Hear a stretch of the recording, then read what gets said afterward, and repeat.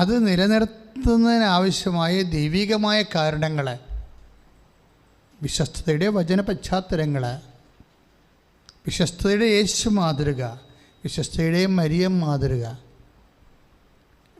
എപ്പോഴും മരിയൻ ഉടമ്പടി ധ്യാനത്തിലും മരിയം മാതൃകയാണ് പ്രാധാന്യത്തിൽ പറയണത്. കാരണം അഭിവന്ദ്യ പിതാവ് ജെയിംസ് ആനവറമ്പൽ തിരുമേനി കഴിഞ്ഞ ദിവസം ആദ്യ ചൊവ്വാഴ്ച ഇവിടെ കുർബാന അർപ്പിച്ചപ്പോൾ പറഞ്ഞത് ഇതൊരു വിശേഷ മരിയൻ തീർത്ഥാടന കേന്ദ്രമാണ്. അപ്പോൾ സ്വാഭാവികമായും ഇവിടെ വരുന്ന എല്ലാ ദേവമാതാവ് ജീവനോടെ പ്രത്യക്ഷപ്പെട്ട, അത് വെറുതെ പ്രത്യക്ഷപ്പെട്ടതല്ല, സമയഘടികാരം നെഞ്ചിൽ കാണിച്ചുകൊണ്ടാണ് പ്രത്യക്ഷപ്പെട്ടത്. സമയം ഇവിടെ ആരാധനയുടെ പ്രധാനപ്പെട്ട വിഷയമാണ്. അന്നു മുതലാണ്. ഉടമ്പടി അമ്മ തന്നത് 2015 അതിനെ അടിസ്ഥാനപ്പെടുത്തിയിരിക്കുന്നത് പ്രത്യക്ഷീകരണമാണ്. മറിയത്തിൻ്റെ അമ്മയുടെ പ്രത്യക്ഷീകരണത്തിൻ്റെ വ്യത്യസ്തങ്ങളായ പ്രാർത്ഥനാ തലങ്ങളെ, അതിലേറ്റവും വലിയ പ്രാർത്ഥനയാണ് നമുക്ക് ലഭിച്ച ഉടമ്പടി പ്രാർത്ഥന എന്ന് പറയുന്നത്. ഉടമ്പടി പ്രാർത്ഥന ഈ ആഴ്ചയിൽ, ഓരോ ആഴ്ചയിലും, മാസമല്ല, ഒരു മാസം ചിലപ്പോൾ 5000 പേര് വരെ ഉടമ്പടി എടുക്കും. ലോകത്തിലുള്ള വ്യത്യസ്തമായ ഇടങ്ങളിൽ മലയാളികളും അല്ലാത്തവരുമായി വന്ന് ഇന്ന് ആശ്രയിക്കുന്ന മനുഷ്യൻ, ഈ ഭയങ്കരമായ സങ്കടകാലത്ത് ആശ്രയിക്കുന്ന ഒരു ഇടമാണിത്. ഇന്ന് നമ്മൾ ഈ സാക്ഷ്യം കേട്ടാൽ നിങ്ങൾ തീർച്ചയായും ഒരു വിശ്വാസിയായി മാറും. കാരണം അത് അവിശ്വാസികളെ ടാർഗറ്റ് ചെയ്യുന്നതിൻ്റെ സാക്ഷ്യമാണ്. അതെന്താ സാക്ഷ്യം എന്ന് വെച്ച് കഴിഞ്ഞാൽ, അവർക്ക് ഡോക്ടർ അവരോട് പറഞ്ഞു, ഇനി ഈ ജന്മത്ത് നിങ്ങൾക്ക് കുഞ്ഞുങ്ങളെ കിട്ടത്തില്ല, ഈ ജന്മത്ത്. അതവർ ഇന്നത്തെ സാക്ഷ്യത്തെ പറയുന്നുണ്ട് അവർ. അപ്പോൾ അവർക്കത് തീർച്ചയായിട്ടും ഒരു കുഞ്ഞ് വേണമെന്നുള്ള ആഗ്രഹം പൂർണ്ണമായിട്ടും മനുഷ്യൻ്റെ ശാസ്ത്രമാർഗങ്ങളെ പൂർണ്ണമായി ആ പ്രത്യാശയുടെ വാതിൽ അടച്ചിരിക്കുക.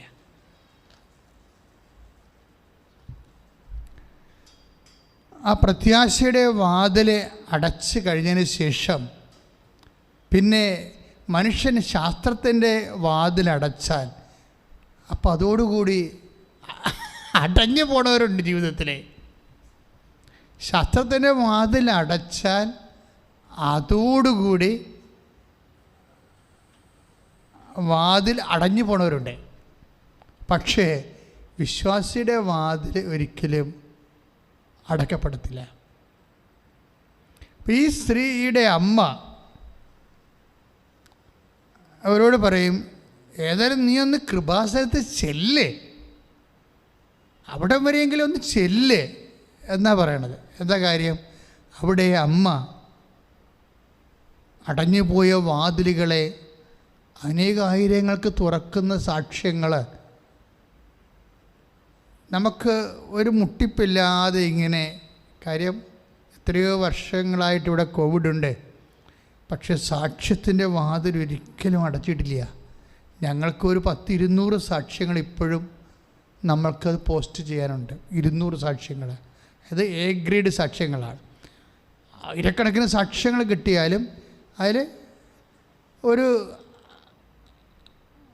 ക്വാളിറ്റി ആയിട്ടുള്ള സാക്ഷ്യങ്ങളാണ് ഏതെങ്കിലും കാര്യങ്ങൾ, ഉടമ്പടിയുടെ വിശ്വസ്തതയോ അല്ലെങ്കിൽ ഉടമ്പടിയുടെ സമയത്തിലുള്ള ഇടപെടലോ ഒക്കെയാണ്. ഇപ്പോൾ ഉദാഹരണത്തിന് ഈ ഒറ്റ സാക്ഷ്യം മതി നിങ്ങൾ വിശ്വസിക്കാൻ. അതാണ് ഹെഡിങ്, അതാണ് ഈ ഒറ്റ സാക്ഷ്യം മതി നിങ്ങൾ വിശ്വസിക്കാൻ എന്നാണ് സാക്ഷ്യത്തിൻ്റെ പേര്. ആ സാക്ഷ്യത്തിൻ്റെ വിഷയം എന്ന് പറഞ്ഞാൽ 13 വർഷമായിട്ട് അവർക്ക് മക്കളില്ല. അതാണ്. അപ്പോൾ അവർ പറയണത് കേരളത്തിലുള്ള മുഴുവൻ ആശുപത്രികളിലെ ഞാൻ പോയതാണ് എന്ന് വെച്ച് കഴിഞ്ഞാൽ അതൊരു ഭാവാത്മകമായ അലങ്കാരികമായ പറച്ചിലാണ്. അതായത് മാക്സിമം അവർ പോയെന്നതിൻ്റെ അർത്ഥം. പക്ഷേ എന്ത് പറ്റി? അവസാനം അവരെ ചികിത്സ ഡോക്ടർ പറയും, നിങ്ങൾക്ക് യാതൊരു സാധ്യതയുമില്ല ഒരു കുഞ്ഞിനെ കിട്ടാൻ എന്ന് പറയുമ്പോൾ ശാസ്ത്രം അതിൻ്റെ വാതിൽ അതായത് ശാസ്ത്രത്തിന് ഇപ്പോൾ വരെയുള്ള അറിവ് ഇവിടെ വച്ച് തീരുകയാണ്. പക്ഷേ അപ്പോഴും ഒരു വാതിൽ തുറക്കുന്നത് ആരാണ്? ഒരു വിശ്വാസിയാണ് വാതിൽ തുറക്കുന്നത്. ആര്? അമ്മ എന്താ പറയണത് ഈ മകളോട്? നീ ഇനി കൃപാസനം വരെയെങ്കിലും ഒന്ന് പോവുക. കാര്യം അവളത് മടുത്തേ, വൈകിപ്പോകുന്നവർ മടുത്തു പോകും. വൈകിപ്പോകുന്നവരുടെ ഏറ്റവും വലിയ പ്രശ്നം അതാണ്. എന്തെങ്കിലും വിഷയം വൈകിയാൽ പിന്നെ നമുക്ക് ഉണ്ടാകണത് എന്താണ്? മടുപ്പാണ്, അല്ലേ? ഇപ്പം പല ആശുപത്രികളിൽ പോയി, ഇനി എല്ലായിടത്തും പോയി, ഇനി എവിടെ പോകാനാണെന്ന് പറഞ്ഞാൽ മടുപ്പാണ്. വൈകിപ്പോയാൽ മടുപ്പുണ്ടാകും. അതുപോലെ തന്നെ ചിലപ്പോഴും നേരത്തെ ആയാൽ നമ്മൾ അപ്രതീക്ഷിതമായിട്ട് സ്വീകരിക്കാനുള്ള റിസെപ്റ്റിവിറ്റിയും ഉണ്ടാകത്തില്ല. ഇങ്ങനെ സമയത്തിന് രണ്ട് കാര്യങ്ങൾ സംഭവിക്കും. എന്താണ്? ചിലപ്പോൾ വൈകിപ്പോവും, ചിലപ്പോൾ നേരത്തെ ആകും. ഇപ്പം സമയം വൈകിപ്പോയാലും ആ സമയത്ത് സംഭവിക്കുന്ന വിഷയങ്ങൾ നമ്മുടെ ജീവിതത്തിൽ വരണതാണ്. ഇപ്പം അപ്പോസ്തലന്മാർ ഈ മർക്കോസിൻ്റെ സുവിശേഷമില്ലേ 6-ാം അധ്യായത്തിലെ, അപ്പം ഇതൊരു വിജനപ്രദേശമാണ്. നേരവും സമയവും വൈകി. അപ്പോൾ അവിടെ എന്ത് പറ്റി? സമയം വൈകിപ്പോയി. ഇതൊരു വിജനപ്രദേശമാണ്, സമയവും വൈകി. ശ്രുതികട ഹല്ലേലൂയ. ഹല്ലേലൂയ ഹല്ലേലൂയ ഹല്ലേലൂയ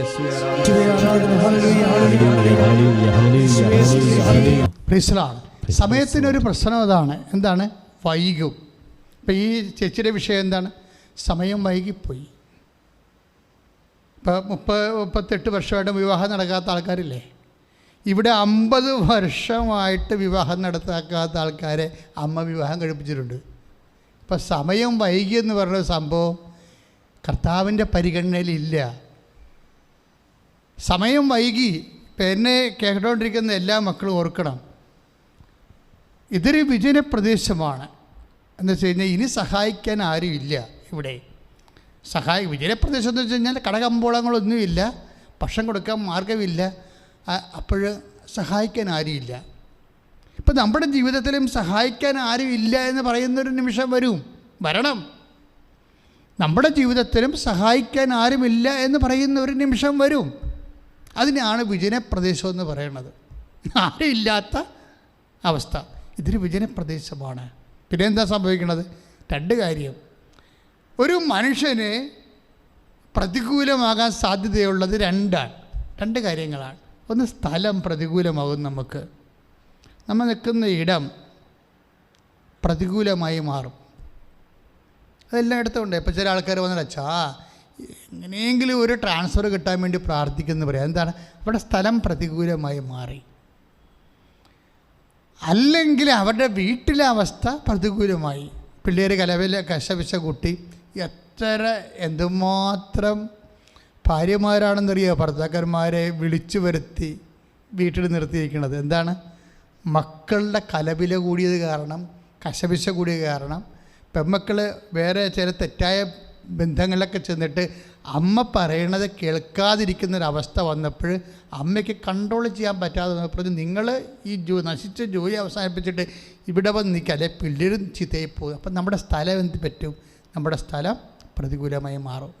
മക്കളെ, അപ്പം തന്നെ പക്ഷേ ദൈവഹിതം അറിയണം. നമ്മൾ ഭാര്യ പറഞ്ഞ് കെട്ടിയെടുത്ത് ഇങ്ങോട്ട് പോരരുത്, അല്ലെങ്കിൽ ഭർത്താവ് പറഞ്ഞ് കെട്ടിയെടുത്ത് പോരരുത്. ഈ വിഷയത്തിലെല്ലാം ദൈവഹിതമുണ്ട്. എല്ലാ വിഷയങ്ങൾക്കും ദൈവഹിതം തിരക്കുന്ന ആളാണ് നീ എന്ന് വിചാരിച്ചോ? എല്ലാ വിഷയങ്ങൾക്കും ദൈവഹിതം തിരക്കുന്ന ആളാണ് നീ എങ്കിൽ ദൈവഹിതം നിനക്ക് വെളിപ്പെടും. അവിടെയാണ് പ്രശ്നം വരുന്നത്. ഇപ്പം കഴിഞ്ഞ ദിവസങ്ങൾ എനിക്ക് 4 രോഗങ്ങൾ ഒരുമിച്ച് വന്നു. ഞാൻ കിടപ്പായിപ്പോയി. അതെ ക്രിസ്മസിൻ്റെ നല്ല സീസണിൽ കിടപ്പായിപ്പോയി. അപ്പം ഞാൻ അമ്മയോട് പറഞ്ഞു, അമ്മേ ഇങ്ങനെയാണെങ്കിൽ ഉടമ്പടി എടുക്കുകയല്ലേ നല്ലത്. കാര്യം നമ്മുടെ കയ്യിൽ നിന്ന് സാധനം വിട്ടുപോയി. പക്ഷെ എൻ്റെ പ്രാർത്ഥനയ്ക്കോ അതുപോലെ തന്നെ വചനവായനയ്ക്കോ ഒരു കുഴപ്പമുണ്ടായില്ല. അത് മുമ്പത്തൊക്കെ ഭംഗിയായിട്ട് നടന്നെങ്കിലും ഞാൻ ഓർത്ത് ഇനിയിപ്പോൾ ഉടമ്പടി എടുക്കുന്നതായിരിക്കുന്നതല്ല. അപ്പം ഉടമ്പടി അമ്മ എനിക്കാണ് വെളിപ്പെടുത്തിയത്. അപ്പോൾ എൻ്റെ മനസ്സിൽ എപ്പോഴും ഉണ്ടാകും ഞാൻ ഉടമ്പടി എടുക്കരുതെന്ന് പറയും. എന്താ കാര്യം വെച്ച് കഴിഞ്ഞാൽ അത് എൻ്റേതായിട്ടുള്ള കാരണങ്ങളുണ്ട്.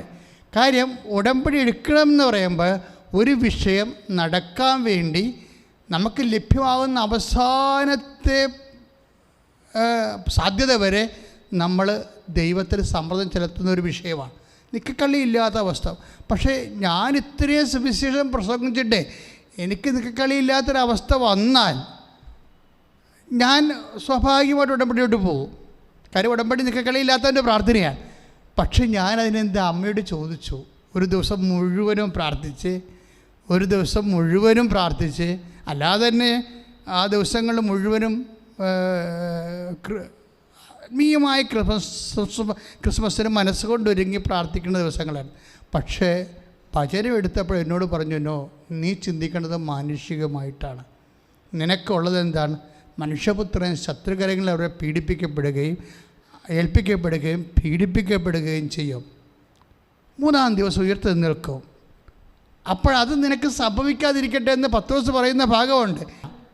ആ ഭാഗത്ത് അമ്മ എനിക്ക് തന്നിരിക്കണത്. അതുകൊണ്ട് നീ ചിന്തിക്കണത് ഇത് ഉടമ്പടി എടുത്ത് ഇത് രോഗം പൂർണ്ണമായിട്ട് സൗഖ്യപ്പെടുത്തുക എന്നുള്ള നിൻ്റെ ഉദ്ദേശം മാനുഷികമാണ്, ദൈവികമല്ല എന്ന് പറയും. ഞാൻ മനസ്സൊക്കെ അങ്ങനെ വരുമ്പോൾ എന്തു ചെയ്യും? അങ്ങനെ വന്ന അവസ്ഥ എന്തു ചെയ്യും? നമ്മൾ അമ്മ പറഞ്ഞതുപോലെ അങ്ങ് പറയും. അമ്മ എന്താ പറഞ്ഞത്? ഇതാ കർത്താവിൻ്റെ ദാസി, നിൻ്റെ വചനം പോലെ നിറവേറട്ടെ. ഇതെല്ലാം ഉടമ്പടിയാണ്. ജീവിതം തന്നെ ഉടമ്പടിയാണ്. കാര്യം എന്നെ സംബന്ധിച്ചിടത്തോളം. പക്ഷേ എൻ്റെ സഹപ്രവർത്തകർ ചിലപ്പോൾ ആ മെസ്സേജ് എടുത്താൽ അവരോട് പറയും, നീ ഉടമ്പടി എടുക്കാൻ പറയും. കാര്യം എന്താണ്? നിൻ്റെ വിശ്വസ്തതയും വർദ്ധിപ്പിക്കാൻ വേണ്ടി ഉടമ്പടി എടുക്കാൻ പറയും. പക്ഷേ എന്നോടത് പറഞ്ഞില്ല. എന്നോട് പറഞ്ഞു, നിൻ്റെ ചിന്ത ദൈവികമല്ല, മാനുഷികമായിട്ട് പ്രാർത്ഥിച്ച് സംഭവത്തെ മാറ്റാൻ വേണ്ടിയുള്ള ശ്രമമാണ്. പക്ഷേ അതല്ല നിന്നെക്കുറിച്ചുള്ള ദൈവഹിതം. നീ ശത്രുകരങ്ങളിൽ ഏൽപ്പിക്കപ്പെടും. അത് രോഗമാകാം, ചിലപ്പോൾ മറ്റേതെങ്കിലും തരത്തിൽ കൂടെ ആകാം, പീഡിപ്പിക്കപ്പെടും.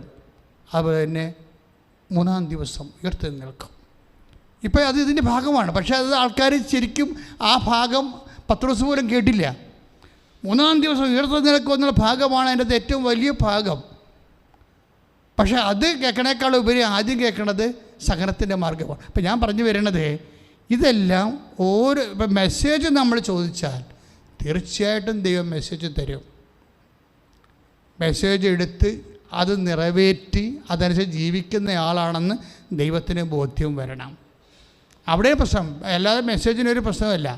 അതായത് നീ ഇപ്പം മെസ്സേജ് എടുക്കണ ഓരോ വിഷയത്തിനും ദൈവം വചനത്തിലൂടെ അല്ലെങ്കിൽ സ്വപ്നത്തിലൂടെ അല്ലെങ്കിൽ ദർശനത്തിലൂടെ ഒക്കെ നമുക്ക് സന്ദേശം തന്നുകൊണ്ടിരിക്കും. കാരണം ദൈവരാജ്യത്തിൽ ജീവിക്കണമെന്നുണ്ടെങ്കിൽ ദൈവരാജ്യം എന്താണെന്നറിയണം, അതിൽ ദൈവഹിതം എന്താണെന്നറിയണം. അല്ലെങ്കിൽ മാനുഷികമായ ഇഷ്ടം നിറവേറിയത്. ഇപ്പോൾ വൈഫ് പറഞ്ഞു, പിള്ളേരൊക്കെ ലൈനടിച്ച് ചുമ്മാ നശിച്ചുകൊണ്ടിരിക്കുകയാണ്, നിങ്ങൾ വന്നില്ലെങ്കിൽ കണ്ടവൻ്റെ പുറകെ ഇതൊക്കെ ഇറങ്ങിപ്പോകും, അതിൽ എന്നെ കുറ്റം പറയരുത്, നിങ്ങൾ എളുപ്പം രാജിവെച്ച് വരാൻ പറയും. അപ്പോൾ അത് വൈഫ് അത്രയും പ്രയാസം അനുഭവിച്ചിട്ടാണ് മക്കളെ കൊണ്ട്. കാര്യം അവരെല്ലാ സമയത്തും ഇങ്ങനെ മൊബൈൽ നോക്കിയിരിക്കുമ്പോൾ തന്നെ നമുക്കറിയാം, അവരുടെയൊക്കെ ചിരിയും കളിയും ഒക്കെ കാണുമ്പോൾ അറിയാം ഇത് വേറെ എന്തോ കേസ് കെട്ടാണ്. ദൈവമേ, നശിച്ച പ്രാർത്ഥനയുമില്ല, അതിനെയല്ല വിശ്വാസവിരുദ്ധമായ ബന്ധങ്ങളിലാണ് ചെന്ന് തടിയെങ്കിൽ അവർ കുടുംബ പ്രാർത്ഥന മുട്ടുകുത്തത്തില്ല. ഇങ്ങനെ പലതരത്തിലുള്ള പൈശാചിക തിന്മകൾ കുടുംബത്തിലേക്ക് വരുമ്പോൾ ജീവിത പങ്കാളികൾ വിഷമിച്ചു പോകും. നിങ്ങൾ എളുപ്പം വരാൻ പറയും. പക്ഷേ ഒരു കാര്യമുണ്ട്, എന്താണ്?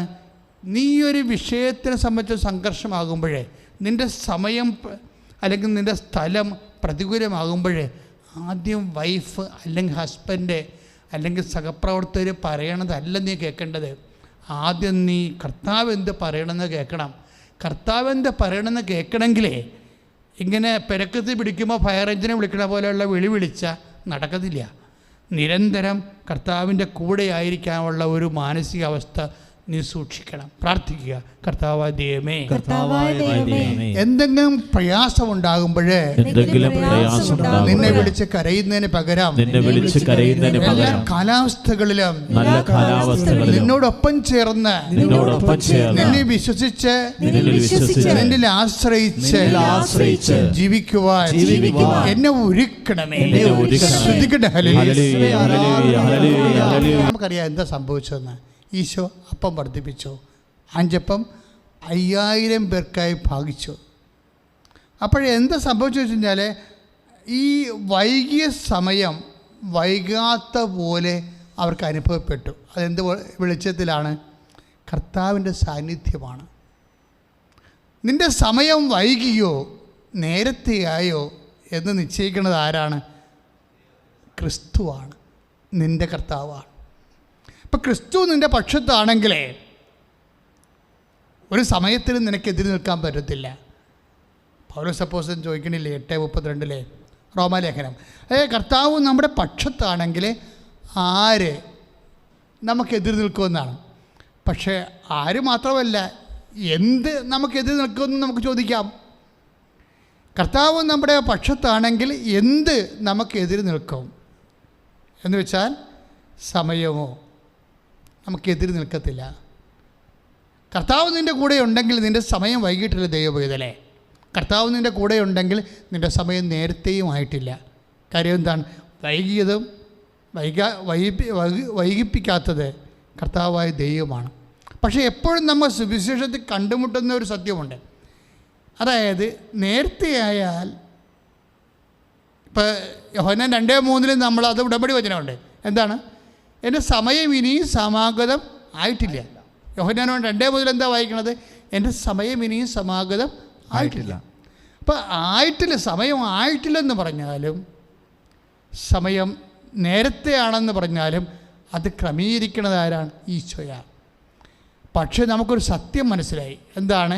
പരിശുദ്ധ അമ്മയുണ്ടെങ്കിൽ ശക്തമായൊരു മാധ്യസ്ഥം അവിടെ കിട്ടുമെന്ന്. വൈകിപ്പോയ സമയത്തിന് ശക്തമായൊരു മാധ്യസ്ഥം. ഇപ്പം 13 വർഷമായി അവർക്ക് മക്കളില്ല. വന്നപ്പോൾ എന്ത് സംഭവിച്ചത്? അവരിവിടെ വന്ന് അവരോട് പറഞ്ഞു, ഇനി ഞാൻ കേരളത്തിൽ എനിക്ക് പോകാൻ ആശുപത്രിയില്ല എന്നാ പറഞ്ഞിരിക്കണേ. പക്ഷേ ഇവിടെ വന്ന് പ്രാർത്ഥിച്ചുകൊണ്ട് നിൽക്കുന്ന സമയത്ത് ഞാൻ ക്ലാസ്സിൽ കുറേ ആൾക്കാരങ്ങനെ പ്രാർത്ഥിച്ചുകൊണ്ടിരിക്കുകയാണ്. ഒരു സെക്കൻഡ് പ്രാർത്ഥിച്ചുകൊണ്ടിരിക്കുകയാണ്. അപ്പോൾ ഇവിടെ നിലയം വിളിച്ചിരിക്കണം കണ്ടപ്പോൾ ഇവിടെ വിളിച്ചു, എന്താ പറ്റും മോളെ? എനിക്ക് 13 വർഷമായിട്ട് മക്കളില്ല. അപ്പോൾ നീ പോയിക്കോ, കർത്താവ് നിനക്ക് കുഞ്ഞിനെ തരും. ഒറ്റ വാക്കാണ്. ആ 1 മാസം അവൾ ഗർഭിണിയാവും. അതായത് അച്ഛൻ്റെ വാക്കെന്നല്ല പ്രശ്നം. ഞാനൊരു വാക്ക് പറയുമ്പോൾ ആരെ ആശ്രയിച്ചാണ് അത് പറയണത്? കർത്താവിനെ ആശ്രയിച്ചാണ്. അതാണ് ഞാൻ ഈ ഒറ്റ സാക്ഷ്യം കേട്ടാൽ മതി ഏതവിശ്വാസിയും വിശ്വാസിയാകുന്നു. എന്താ കാര്യം? ക്രിസ്തു ഇന്നും ജീവിക്കുന്നു. ഞാൻ ആ വാക്ക് പറയണത് എൻ്റെ വാക്കിൻ്റെ മധ്യസ്ഥ ആരാണ്? പരിശുദ്ധ അമ്മയാണ്. പരിശുദ്ധ അമ്മയുടെ മധ്യസ്ഥത്തിലാണ് യേശുനാമത്തിൽ പറയണത്. അങ്ങനെ ആര് ഞാൻ തന്നെയല്ല, ആര് അഭിഷിക്തരാകാം, അഭിഷിക്തരല്ലാത്തവരാകാം.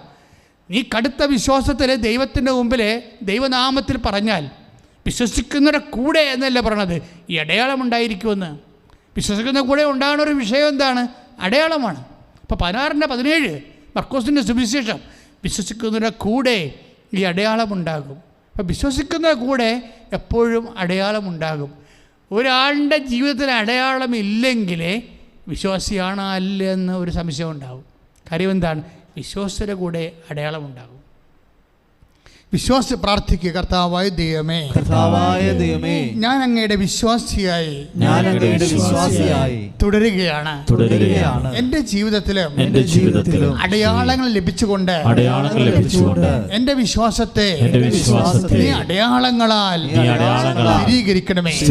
ഓ കർത്താവേ, എൻ്റെ വിശ്വാസത്തെ നീ അടയാളങ്ങളാൽ സ്ഥിരീകരിക്കണമേ. ശ്രദ്ധിക്കട്ടെ. നമ്മളെപ്പോഴും മനസ്സിലാക്കേണ്ട ഒരു വിഷയം, അതായത് നമ്മൾക്ക് വൈ മരിയൻ മീഡിയേഷൻ, എന്തുകൊണ്ട് നമ്മൾ മരിയൻ മാധ്യസ്ഥത്തിലെ അഭയം പ്രാപിക്കണം? ഇപ്പം എന്നോട് ആരെങ്കിലും ചോദിച്ചാൽ നിങ്ങൾ ആരാണെന്ന് ചോദിച്ചാൽ ഞാൻ പറയും, ഞാൻ ബേസിക്കലി ഒരു കാത്തലിക് പ്രീസ്റ്റാണ്. പക്ഷേ ഫണ്ടമെൻ്റലി ഞാനൊരു റാഡിക്കൽ മരിയൻ ഇവാഞ്ചലിസ്റ്റാണ്. ഞാൻ ഈ ദിവസങ്ങളിലൊക്കെ ധ്യാനിച്ചുകൊണ്ടിരുന്ന വിഷയം ഇതാണ്, റാഡിക്കൽ മരിയൻ ഇവാഞ്ചലിസ്റ്റാണ്.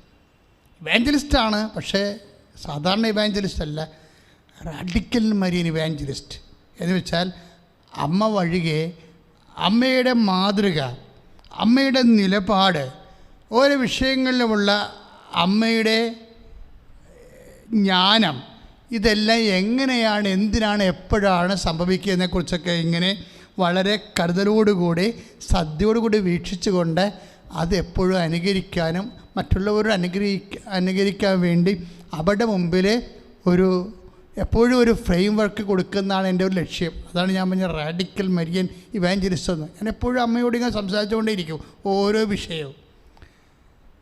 കിട്ടണത് നിങ്ങൾക്ക് കൂടി യോജിക്കുന്ന കാര്യമില്ല, നിങ്ങളോട് പറയും. ഇപ്പോൾ ഉദാഹരണത്തിന് എല്ലാ അമ്മയുടെ ഏറ്റവും വലിയ ഗുണം എന്താ? നമുക്ക് ഈശോനെ അറിയാവോ? പൂർണ്ണമായിട്ട് അറിയാവോ? എനിക്ക് 4 വയസ്സ് മുതൽ ഞാൻ ഈശോൻ്റെ കൂടെ നടക്കുന്നതാണ്. ഓർമ്മയിലും പഠനത്തിലും പ്രാർത്ഥനയിലും ജീവിതത്തിലും ശുശ്രൂഷയിലും എല്ലാം. ഇപ്പോഴും നമുക്കറിയാം 1% പോലും കർത്താവിനെ അറിയാൻ പറ്റത്തില്ല. എങ്ങനെയാ? നമുക്ക് 1% പോലും ഈശോനെ അറിയാൻ പറ്റത്തില്ല. പൗലോസ് അപ്പോസ്തലൻ ചോദിച്ചില്ല, അറിയാത്തത് എങ്ങനെ പ്രസംഗിക്കുമെന്ന്? പ്രസംഗിക്കാൻ പറ്റത്തില്ല. അറിയാവുന്ന 1% നിന്ന് ഞാനീ പ്രസംഗിക്കണം. പക്ഷെ എൻ്റെ കൂടെ ഒരാളുണ്ട്. ആരാണ്? അമ്മ. അമ്മയുടെ ഗുണം എന്താ? അതാണ് അമ്മയെ മരിയൻ മീഡിയേഷൻ. എന്താ കാര്യം? ഇപ്പോൾ ഈശോയെ അമ്മയ്ക്ക് പൂർണ്ണമായിട്ടറിയാം. ദാറ്റ്സ് മതി. വീട്ടിലെ നമ്മളെ ടാഗ് ചെയ്യാണ്. മരിയ സ്പിരിച്വാലിറ്റിയുമായിട്ട് നമ്മുടെ സ്പിരിച്വാലിറ്റി ടാഗ് ചെയ്യുകയാണ് നമ്മൾ ചെയ്യേണ്ടത്. എന്താണ്? നമ്മൾക്ക് ഈശോനെ അറിയത്തില്ല, അറിയാനുള്ള കപ്പാസിറ്റി നമുക്കില്ല. അതൊക്കെ മേലല്ലേ ഈശോ. പക്ഷെ നമുക്കൊരു കാര്യം അറിയാം, അമ്മയ്ക്ക് ഈശോനെ അറിയാം. കാര്യം മനസ്സിലായില്ലേ? ഈശോനെ അറിയാവുന്ന, പൂർണ്ണമായിട്ടറിയാവുന്ന അമ്മയോടുകൂടി നമ്മൾ അമ്മയുടെ കരം നമ്മൾ ഗ്രഹിക്കുന്നു, അമ്മയുടെ വഴികൾ നമ്മൾ തേടുന്നു, അമ്മയുടെ സമീപനം നമ്മൾ നോക്കുന്നു. ഇതെല്ലാം നോക്കി കഴിയുമ്പോൾ ഈശോനെ പൂർണ്ണമായിട്ടറിയാവുന്ന അമ്മ നമ്മുടെ മാതൃകയും മാധ്യസ്ഥമാകുമ്പോൾ നമ്മൾക്ക് കിട്ടുന്നത് എന്താണ്? അമ്മയുടെ അനന്തജ്ഞാനത്തിൽ നമ്മൾക്ക് ഓഹരി കിട്ടുകയാണ്. ഇപ്പം ഞാൻ ഒരു ചെറിയൊരു ഉദാഹരണം പറയാം. ഇപ്പോൾ യോഹന്നാൻ്റെ സുവിശേഷം 6:6 എന്താ എഴുതിയിരിക്കണത്? എന്ത് ചെയ്യണമെന്ന് അവനെ പരീക്ഷിക്കാനാണ് യേശു ഇങ്ങനെ ചോദിച്ചത്. എന്ത് ചെയ്യണമെന്ന് യേശു നേരത്തെ മനസ്സിൽ കരുതിയിരുന്നു. അതാണ് സംഭവം. അപ്പം പറഞ്ഞപ്പോഴുള്ള വിഷയമാണ്. മറ്റ് സഹോദരങ്ങൾ പറയുന്നുണ്ട്, എന്താണ്? വിജനപ്രദേശമാണ്, നേരവും വൈകിയെന്നൊക്കെ പ്രാതികൂല്യങ്ങളൊക്കെ പറയുമ്പോഴും യോഹന്നാൻ എന്താ പറയണത്? 6:6 എന്ത് ചെയ്യണമെന്ന് യേശു നേരത്തെ മനസ്സിൽ കരുതിയിരുന്നു. എന്ത് ചെയ്യണമെന്ന് യേശു നേരത്തെ മനസ്സിൽ കരുതിയിരുന്നു എന്നാണ്. അപ്പം യേശുവിൻ്റെ രീതി എന്താണ്? എല്ലാ വിഷയങ്ങൾക്കും, ഇപ്പം മുല്ലപ്പെരിയാർ ഇടിഞ്ഞു വീണെന്ന് പറഞ്ഞാൽ പോലും കർത്താവിൻ്റെ മുമ്പിൽ അതിനൊരു പ്രതിവിധിയുണ്ട്. കേരള സഭയാണ് പ്രാർത്ഥിക്കേണ്ടത്. കർത്താവിനെ അറിയാത്തവരെ കുറിച്ച് നമ്മൾ പറഞ്ഞിട്ട് കാര്യമില്ല. കേരള സഭ മറ്റു പല വിഷയങ്ങൾക്കും വിവാദ വിഷയങ്ങളും തലഊരിക്കൊണ്ട് മര്യാദക്ക് മുട്ടയെന്ന് കണ്ണീരോടെ പ്രാർത്ഥിച്ചാൽ ഈ വിഷയത്തിൽ എന്ത് ചെയ്യണമെന്ന് ഈശോയ്ക്കറിയാം. ഈശോ അത് ചെയ്തിരിക്കും. ഞാനും എൻ്റെ ജീവിതത്തിലൊക്കെ പല വിഷയം വരുമ്പോഴേ എൻ്റെ കയ്യിൽ നിന്ന് വിട്ടുപോണ പോലെ തോന്നിയാൽ ഞാൻ പിന്നെ അത് ആരോടും പറയത്തില്ല, ദൈവത്തോട് മാത്രമേ പറയത്തുള്ളൂ. എന്തിനാണ് കാര്യം? ചില വിഷയങ്ങൾ നിങ്ങളുടെ ജീവിതത്തിൽ സംഘർഷാത്മകമായിട്ട് വരണതേ നാട്ടുകാരോടൊക്കെ ഇങ്ങനെ വിളമ്പിക്കൊടുക്കാനൊന്നുമല്ല, ദൈവത്തിൻ്റെ മുമ്പിലേക്ക് നീ ഒറ്റയ്ക്ക് വരാൻ വേണ്ടിയാണ്. നീ ചിലപ്പോൾ അപ്പനോട് പറയും, അമ്മയോട് പറയും, സഹോദരനോട് പറയും, ബിഷപ്പിനോട് പറയും, നാട്ടുകാരോട് പറയും, പാർട്ടിക്കാരോട് പറയും, സഹോദരോട് ഒരു കഥയുമില്ല. കഥയില്ലെന്നല്ല, ഒരു പരിധി വരെയൊക്കെ അവർക്ക് നമ്മളെ സഹായിക്കാൻ പറ്റത്തുള്ളൂ. ആ സഹായം ചിലപ്പോൾ നമുക്ക് ഈ സമയത്ത് അത്രയും സഹായം പോരാണ്ട് വരും. അപ്പം അങ്ങനെ ഒരു വിഷയമാണെന്ന് കണ്ടാൽ നീ എന്ത് ചെയ്യണം? നീ പൂർണ്ണമായിട്ട് എല്ലാ കണക്ഷൻസും ഓഫ് ചെയ്തുകൊണ്ട് കർത്താവിൻ്റെ അടുത്ത് മാത്രം ഇരിക്കണം. പക്ഷേ അമ്മ മാധ്യസ്ഥയാണെങ്കിൽ നീ രക്ഷപ്പെട്ടു. എന്താ കാര്യം?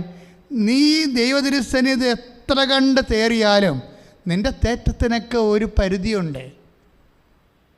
പക്ഷെ അമ്മനൊക്കെ മധ്യസ്ഥം വഹിച്ചാലോ എല്ലാം ക്ലിയറായി. എന്താ കാര്യം? അമ്മയുടെ സ്വാധീനം. ഇപ്പം തന്നെ ഈ കാനായിലെ കല്യാണത്തിൽ ഈശോയ്ക്ക് അമ്മയ്ക്കറിയാവുന്നൊരു അറിവുണ്ട്. എന്താ കാര്യം? ഇപ്പം ഈ യോഹന്നാൻ 6:6 എന്ത് ചെയ്യണമെന്ന് അവന് നേരത്തെ അറിയാമായിരുന്നു പറയും. ഇങ്ങനെ എന്ത് ചെയ്യണമെന്ന് നേരത്തെ യേശുവിന് അറിയാമെന്ന് അമ്മയ്ക്കറിയാം. അതാണ് അമ്മ പെട്ടെന്ന് റഷ് ചെയ്യാൻ കാരണം ഇത് അപ്പോസ്തലന്മാരറിയാൻ കുറച്ച് സമയമെടുത്തു. എന്ത് ചെയ്യണമെന്ന് അവന് നേരത്തെ അറിയാമായിരുന്നു എന്നുള്ളത് യോഹന്നാൻ പറയുന്നത് കാനായിൽ സംഭവിക്കണത് എന്താണ്?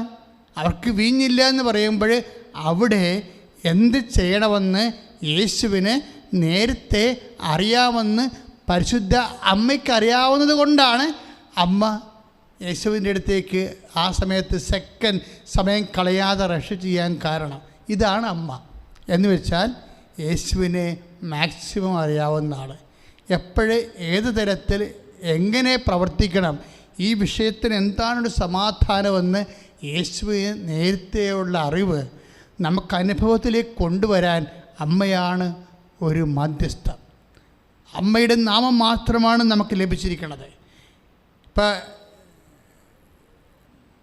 ആകാശത്തിനും ഭൂമിക്കും മധ്യേ മനുഷ്യന് രക്ഷ നൽകാൻ ഒരേ ഒരു നാമമേ നൽകപ്പെട്ടിട്ടുള്ളൂവെങ്കിൽ ആ നാമത്തോട് മധ്യസ്ഥം വഹിക്കാൻ ഒരേ ഒരു നാമമേ നൽകപ്പെട്ടുള്ളൂ, അത് മറിയത്തിൻ്റെ നാമമാണ്. ശ്രദ്ധിക്കട്ടെ. ഹല്ലേലൂയ.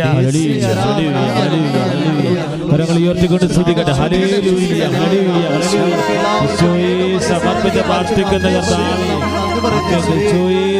പ്രാർത്ഥിക്കുന്ന കർത്താവേ, ആകാശത്തിന് കീഴിൽ നൽകപ്പെട്ട ഏക നാമം യേശു നാമമാണെങ്കിൽ ഈശോയെ ഏക മധ്യസ്ഥ പരിശുദ്ധയാണ്. പ്രിയമുള്ളവരെ, പിന്നെ രണ്ടാമത് എനിക്ക് എൻ്റെ സഹോദരങ്ങളുമായിട്ട് പങ്കുവെക്കാനുള്ളത്, ഇപ്പോൾ ഉടമ്പടി സമയത്തിൻ്റെ പ്രാർത്ഥനയാണ് അല്ലേ? കാര്യം സമയഘടികാരവും നെഞ്ചിൽ ചേർത്തുകൊണ്ടാണ് അമ്മ കൃപാസ്ഥാനത്തറയെ പ്രത്യക്ഷപ്പെട്ട കാലം മുതലാണ് നമ്മുടെ സമയത്തെക്കുറിച്ച് ഇത്രയും ആഴമായിട്ട് പ്രാർത്ഥിക്കണം. അതുകൊണ്ട് ഞാൻ എപ്പോഴും സുവിശേഷം വായിക്കുമ്പോഴും പഴയ നിയമം വായിക്കുമ്പോഴും ഒക്കെ സമയത്തെക്കുറിച്ച് കൂടുതൽ ആലോചിക്കും. കാര്യം നമ്മുടെ മുമ്പിൽ, എൻ്റെ മുമ്പിൽ സമയഘടികാരം കാണിച്ചതാണ് അമ്മ, നെഞ്ചത്ത് ചാർത്തിയാണ്. അതായത് നമുക്കൊരു വലിയ ഒരു നെഞ്ച് മുഴുവനും ഒരു മുക്കാൽ ഭാഗം നിറഞ്ഞു നിൽക്കുന്ന ചെറിയതൊന്നുമല്ല, വാച്ച് പോലെയല്ല, ഒരു ടൈം പീസിനേക്കാൾ വലിയ വിസ്താരവും വ്യാസമുള്ളതാണ് അമ്മ കാണിച്ച സമയഘടികാരം.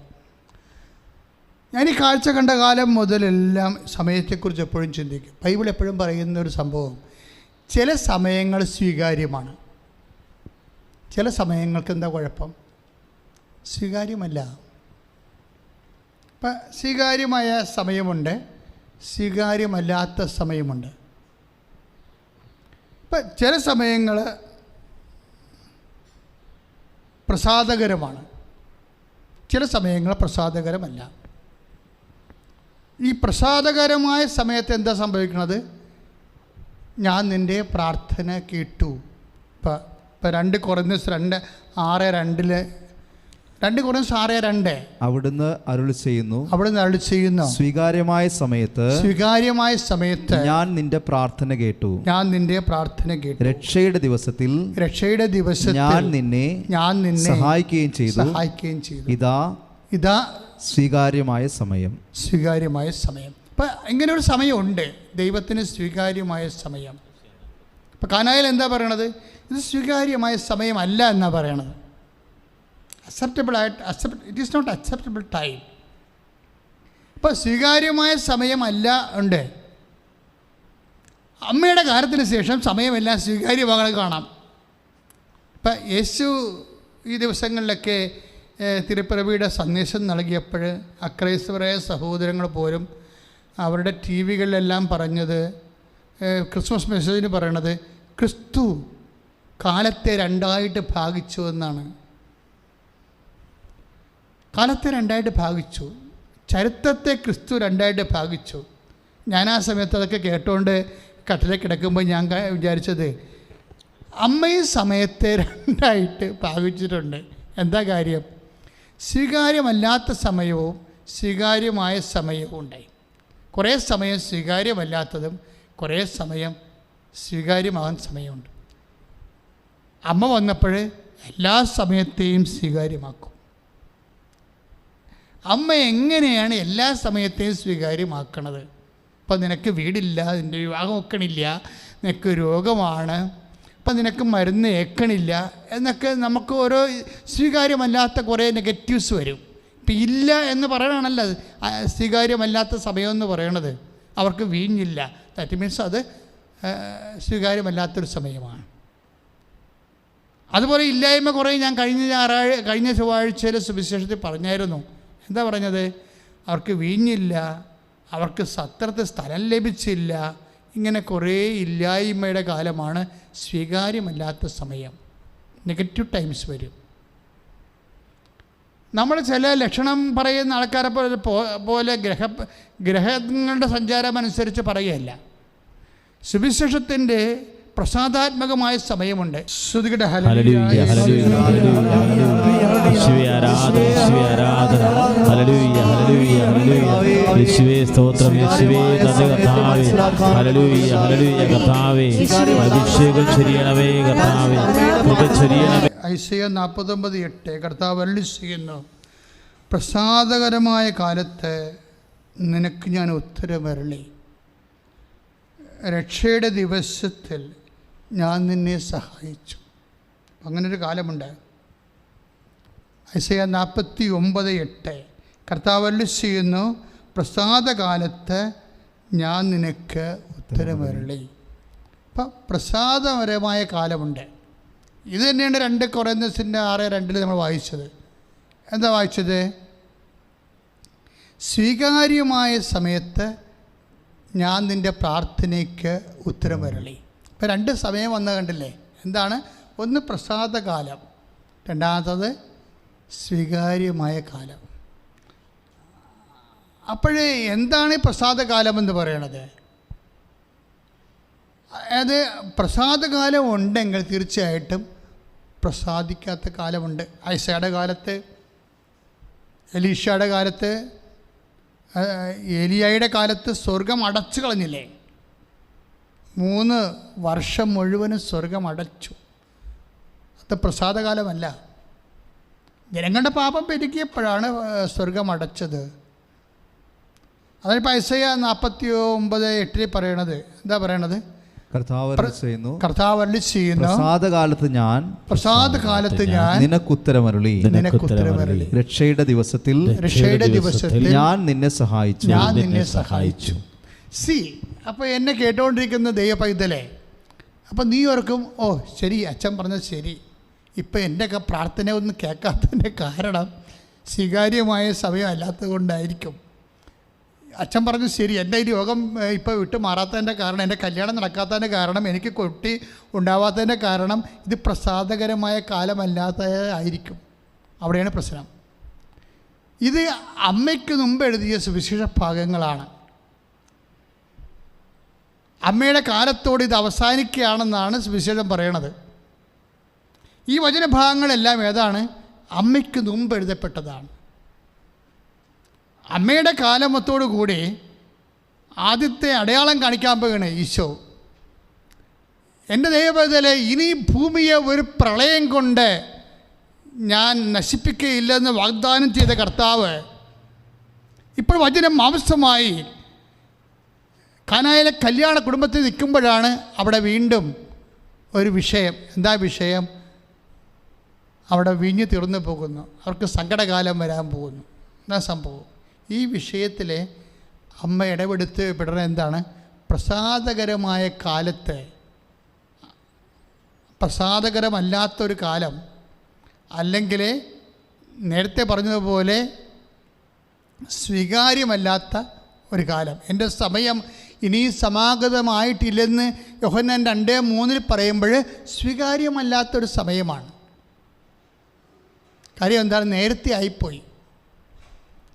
അപ്പോൾ വൈകിപ്പോയാലും സ്വീകാര്യമല്ലാതെ വരും, നേരത്തെ ആയാലും സ്വീകാര്യമല്ലാതെ വരും.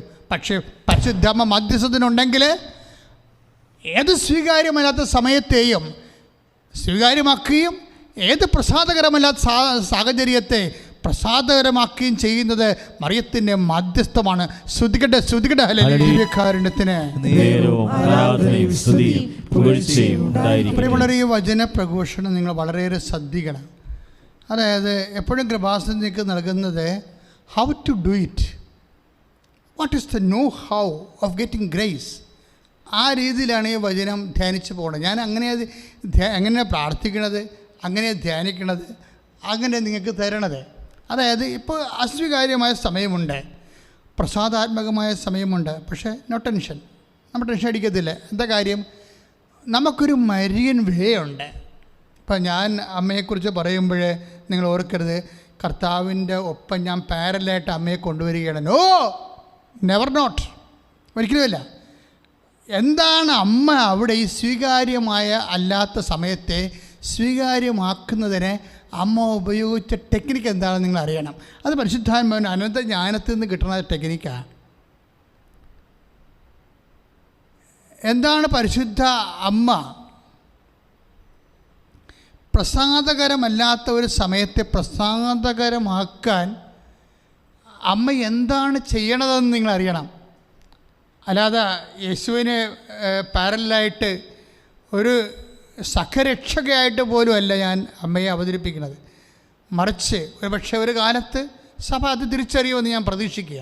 പ്രാർത്ഥിക്കുമ്പോൾ, പ്രാർത്ഥനയിൽ സഭ പുരോഗമിക്കുമ്പോൾ അങ്ങനെയുള്ള സത്യങ്ങൾ ദൈവം സഭയ്ക്ക് വെളിപ്പെടുത്തുമായിരിക്കും. പക്ഷേ ഞാനിവിടെ പറയുന്ന വിഷയം എന്താണ്? നമ്മുടെ ജീവിതത്തിൽ സ്വീകാര്യമായ സമയം അല്ലാത്ത സമയം വരും. പക്ഷേ നിങ്ങളെ പതറരുത്, അതാണ് എൻ്റെ പ്രശ്നം. നമ്മുടെ ജീവിതത്തിലെ ഇത് പറഞ്ഞ പോലെ, നേരത്തെ പറഞ്ഞ ഈശോയുടെ വചനം പോലെ, എന്താണ് കർത്താവിൻ്റെ വചനം പോലെ ചിലപ്പോൾ പ്രസാദകരമല്ലാത്ത സമയം വരും. ഈ പ്രസാദകരമല്ലാത്ത സമയത്തെ എങ്ങനെ പ്രസാദകരമാക്കാം? First question. അല്ലെങ്കിൽ സ്വീകാര്യമല്ലാത്ത സമയത്തെ എങ്ങനെ സ്വീകാര്യമാക്കാൻ? Second question. അപ്പോൾ ആരെയാണ് അതിനെന്ത് ചെയ്യണം? ആരെയാണ് ദൈവം പ്രസാദിക്കണമെന്ന് അറിഞ്ഞാൽ മതി. ഇപ്പോൾ പ്രസാദകരമല്ലാത്തൊരു സമയത്ത്, ഇപ്പം നിൻ്റെ കുടുംബത്തിന് ഇത് ചെറിയ പ്രയത്നത്തിന് കാര്യം ഞാൻ നിങ്ങൾക്ക് പറയുമ്പോൾ നമ്മുടെ വിജാതി സഹോദരങ്ങളെ, മറ്റ് വിശ്വാസങ്ങളുള്ള സഹോദരങ്ങളെ സമയത്തെക്കുറിച്ച് പറയുന്ന പോലെ നിങ്ങൾ ചിന്തിച്ചു പോകും. അങ്ങനെ ചിന്തിക്കരുത്, അതല്ല പ്രശ്നം. ദൈവം സ്വീകരിക്കുന്ന സമയമുണ്ട്, ദൈവം സ്വീകരിക്കാത്ത സമയമുണ്ട്. അങ്ങനെ ഉണ്ടായിരുന്നു. പക്ഷേ ഈശോയുടെ ദൈവരാജ്യത്തിൻ്റെ പ്രോദ്ഘാടനത്തിന് ശേഷം അതിൻ്റെ അടയാളമായിട്ട് ഈശോയുടെ മഹത്വം വെളിപ്പെടുന്ന ആദ്യത്തെ അടയാളമായ കാനായിലെ കല്യാണത്തിൽ നടന്ന അത്ഭുതത്തിന് ശേഷം നമുക്ക് പറയാം, സ്വീകാര്യമല്ലാത്ത സമയത്തെ അമ്മ സ്വീകാര്യമാക്കും. പ്രസാദകരമല്ലാത്ത സമയത്ത് കുടുംബത്തിലുണ്ടെങ്കിൽ അമ്മ പ്രസാദകരമാക്കും. അതെങ്ങനെയാണ് ആക്കണമെന്നറിയണം. അല്ലാതെ അച്ഛൻ അമ്മയുടെ ഒപ്പം കൊണ്ടോ ഈശോയുടെ ഒപ്പം കൊണ്ടൊന്ന് അമ്മയെ പ്രതിഷ്ഠിച്ചെന്നല്ല പറയേണ്ടത്. അതെങ്ങനെയാണ് ആക്കണത്? അതിന് അമ്മ എന്താണ് ചെയ്തത്? അമ്മ എന്താ ചെയ്തത്? നമുക്കറിയാം, ദൈവതിരുസ്ഥനി ഒരു വ്യക്തി പ്രസാദകരമാകണത് എങ്ങനെയാണ്? എക്സ്വർവൈ ഞാനല്ലെങ്കിൽ നിങ്ങൾ ദൈവതിരുസന്നിധിയിൽ ഒരു വ്യക്തി പ്രസാദകരമാകണത്, ദൈവത്തിന് പ്രിയപ്പെട്ടതാകണത് എങ്ങനെയാണ്? അല്ലെങ്കിൽ അതായത് അത് മത്തായി ശ്ലീഹയുടെ സുവിശേഷത്തിലാണ് ഉള്ളത്. 12:18 എന്താണ്? ഇതാ ഞാൻ തിരഞ്ഞെടുത്ത എൻ്റെ ദാസൻ, എൻ്റെ ആത്മാവ് പ്രസാദിച്ച എൻ്റെ പ്രിയപ്പെട്ടവൻ, എൻ്റെ ആത്മാവ് പ്രസാദിച്ച എൻ്റെ പ്രിയപ്പെട്ടവൻ, ഞാൻ അവൻ്റെ മേൽ എൻ്റെ ആത്മാവിനെ അയക്കും. ഞാൻ അവൻ്റെ മേൽ എൻ്റെ ആത്മാവിനെ അയക്കും. Price the Lord. അതായത് ഇതാ ഞാൻ തിരഞ്ഞെടുത്ത എൻ്റെ ദാസൻ ബൈബിളിലെ ഏറ്റവും വലിയൊരു വാക്കാണ്, ഏറ്റവും വലിയ പദവിയാണ്. എന്താണ് ദാസൻ ഓർ ദാസി? എല്ലാവരെയും ദൈവം ദാസനെന്ന് വിളിക്കത്തില്ല, എല്ലാവരെയും ദൈവം ദാസിയെന്നും വിളിക്കത്തില്ല. നമ്മൾ പറയുന്ന മാനുഷികമായ അടിമത്തത്തിൻ്റെ രീതിയിലുള്ള ദാസനും ദാസ്യമല്ല ബൈബിളിലെ ദാസനും ദാസിയും. ബൈബിളിലെ ദാസൻ എന്ന് പറയണത് നമുക്കറിയാം എന്താണ്? ഇതാ ഞാൻ തിരഞ്ഞെടുത്ത, ഇപ്പം മത്തായി ശ്ലീഹയുടെ സുവിശേഷം 12:18 ഇതാ ഞാൻ തിരഞ്ഞെടുത്ത എൻ്റെ ദാസൻ, എൻ്റെ ആത്മാവ് പ്രസാദിച്ച എൻ്റെ പ്രിയപ്പെട്ടവൻ, എൻ്റെ ആത്മാവ് പ്രസാദിച്ച എൻ്റെ പ്രിയപ്പെട്ടവൻ. അപ്പം ആത്മാവ് പ്രസാദിച്ച ആളിനാണ് ദാസൻ. അവിടെയാണ് വിഷയം. അപ്പം അല്ലെങ്കിൽ ദാസൻ്റെ മേലാണ് ആത്മാവ് പ്രസാദിക്കണത്. അപ്പോൾ നമ്മൾ ചോദിക്കും, ആരാണ് ദാസൻ, ആരാണ് ദാസി? ആരാണ് ദാസൻ, ആരാണ് ദാസി എന്നറിയാൻ ശരിക്കും പറഞ്ഞാൽ ലൂക്കാസ് വിശേഷമാണ് നല്ലത്. എന്താ കാര്യം?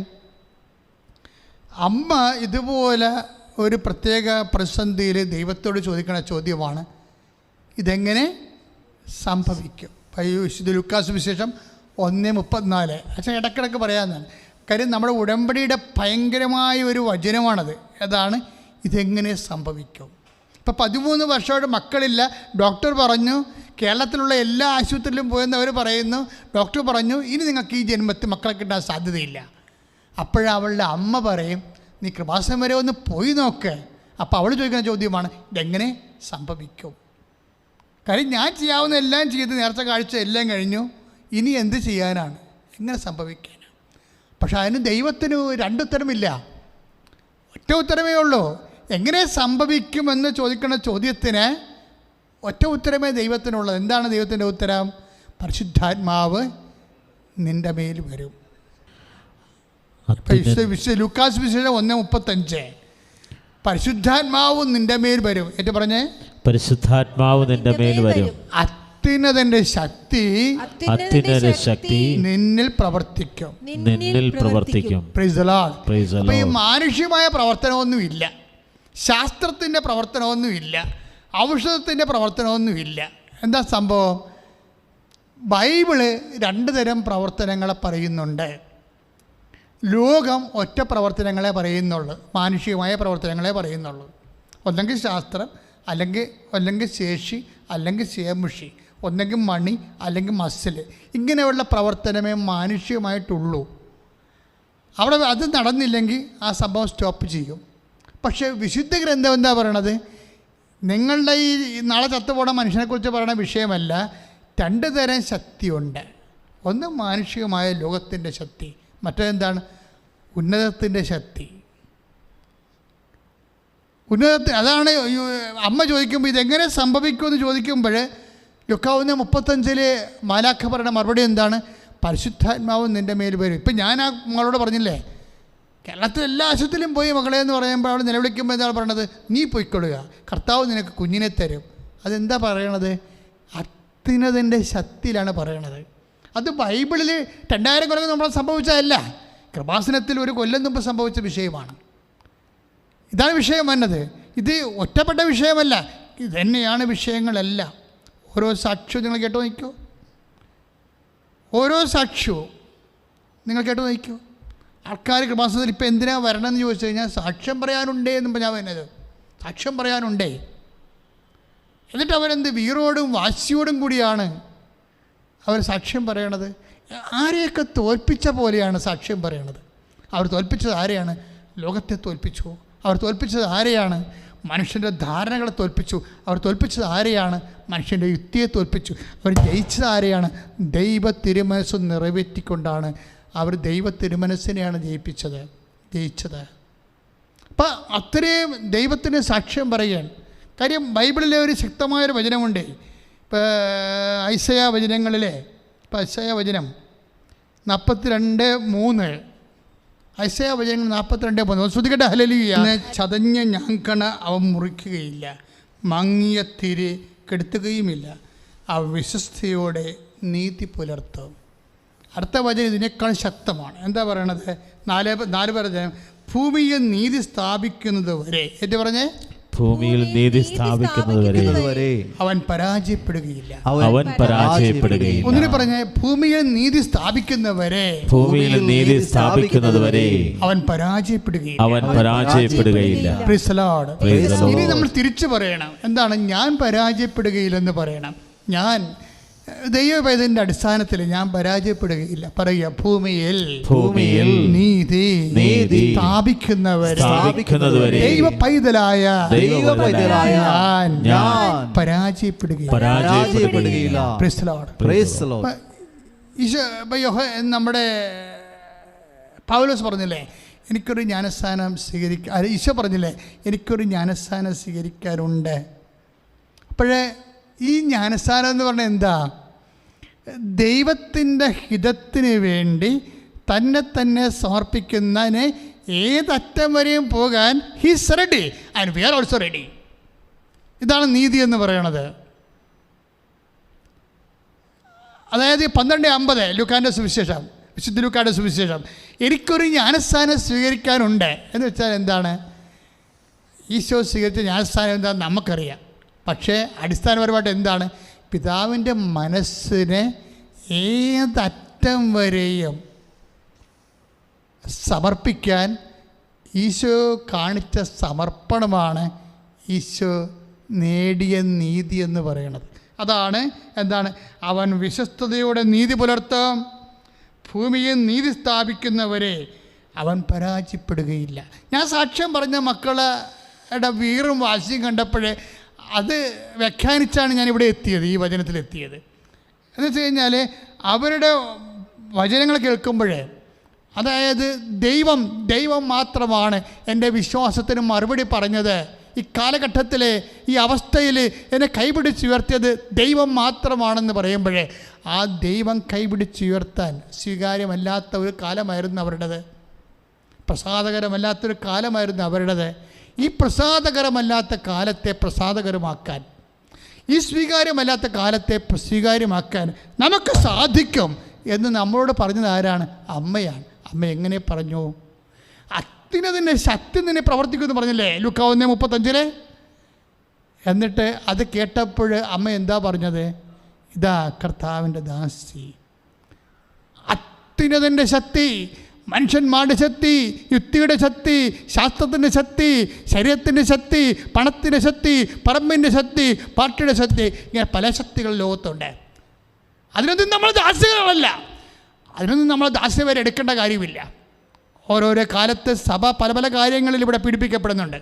സഭ ചെയ്യാത്ത തെറ്റിന് പോലും 10 വോട്ട് നേടാൻ വേണ്ടി സഭയെ പ്രതിഷ്ഠാനത്ത് നിർത്തിക്കൊണ്ട് മറ്റു സമുദായക്കാരുടെ പ്രീണനങ്ങളും അവരുടെ താല്പര്യങ്ങളും എടുത്തുകൊണ്ട് കസേര ഉറപ്പിക്കാൻ വേണ്ടി സഭയെ കരുവാക്കിയിട്ടുള്ള കാലഘട്ടങ്ങൾ കഴിഞ്ഞു പോവുകയാണ്. പക്ഷേ അങ്ങനെയുള്ള കാലങ്ങളിലൊന്നും സഭ ആരുടെയും ദാസ്യമാകത്തില്ല. ജ്ഞാനസ്ഥാനം വെള്ളം വീണവനാകാതിരിക്കാം, പക്ഷേ കർത്താവിൻ്റെ ദാസിയാകാൻ അല്ലെങ്കിൽ ദാസനാകാൻ കഴിയാത്ത വ്യക്തി ലോകത്തിൻ്റെ ദാസനാകും, അല്ലെങ്കിൽ ദാസിയാകും. അങ്ങനെ ആ അവസ്ഥയിൽ അവർ അന്ത്യം കുറിക്കുകയും ചെയ്യും. ഞാൻ പറഞ്ഞു വരേണ്ട കാര്യം, വിശ്വാസിയെ സംബന്ധിച്ചിടത്തോളം ഇവിടെ ഒറ്റ ദാസനേ ഉള്ളൂ. ആരാണ്? ദൈവത്തിൻ്റെ ദാസൻ. അതാണ് അമ്മ പറയണത്. അമ്മ പറഞ്ഞ അസ്വീകാര്യമായ സമയത്തെ എങ്ങനെ അമ്മ സ്വീകാര്യമാക്കി, പ്രസാദകരമല്ലാത്ത സമയത്തെ എങ്ങനെ പ്രസാദകരമാക്കി. With a single word. എന്താണ്? Behold the handmaid of the Lord, be to done to me according to thy word. ഇതാ കർത്താവിൻ്റെ ദാസി. പിന്നെന്താ പറയണത്? എങ്ങനെയാണ് ദാസ്യനാകണത് ഒരു മനുഷ്യൻ? എങ്ങനെയാണ് ദാസിയാകണത് ഒരു സ്ത്രീ? Behold handmaid of the be to done to me according to thy word. എന്താണ്? അങ്ങയുടെ വചനം എന്നിൽ നിറവേറട്ടെ. ദൈവവേദനേ, എപ്പോഴാണൊരു വ്യക്തി ദൈവത്തിൻ്റെ വചനം തൻ്റെ ജീവിതത്തിൽ നിറവേറാൻ വേണ്ടി സ്വയം സമർപ്പിതമാകണത്? അവൻ ദൈവത്തിൻ്റെ ദാസനാകും, ദൈവത്തിൻ്റെ ദാസിയാകും. അവന് സ്വീകാര്യമല്ലാത്ത സമയം അവൻ സ്വീകാര്യമാക്കി, പ്രസാദകരമല്ലാത്ത സമയം അവന് പ്രസാദകരമാകും. എപ്പോഴാണത്? അവൻ ദൈവത്തിൻ്റെ വചനത്തെ തന്നെ പരിശുദ്ധ അമ്മയെ പോലെ സമർപ്പിക്കുമ്പോൾ പ്രാർത്ഥിക്കുക. അമ്മയെ പരിശുദ്ധ അസ്വീകാര്യമായ സമയത്തെയും പ്രസാദകരമായ സമയത്തെയും ഞങ്ങൾക്ക് അമ്മയെ പോലെ പ്രസാദകരമാക്കി മാറ്റുന്നതിനായി അമ്മയെപ്പോലെ അത്യുന്നത ശക്തി ആവശ്യിക്കാൻ വേണ്ടി കർത്താവിന്റെ വചനം ജീവിതത്തിലെ നിറവേറ്റാൻ ആവശ്യമായ അഭിഷേകവും നൽകണമേ. ശ്രദ്ധിക്കട്ടെ. Hallelujah, hallelujah, hallelujah. യേശുവേ സ്തോത്രം, യേശുവേ നന്ദി കർത്താവേ.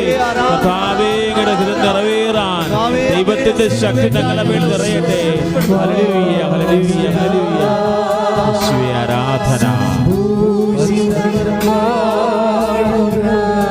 യേശുവേ ആരാധന.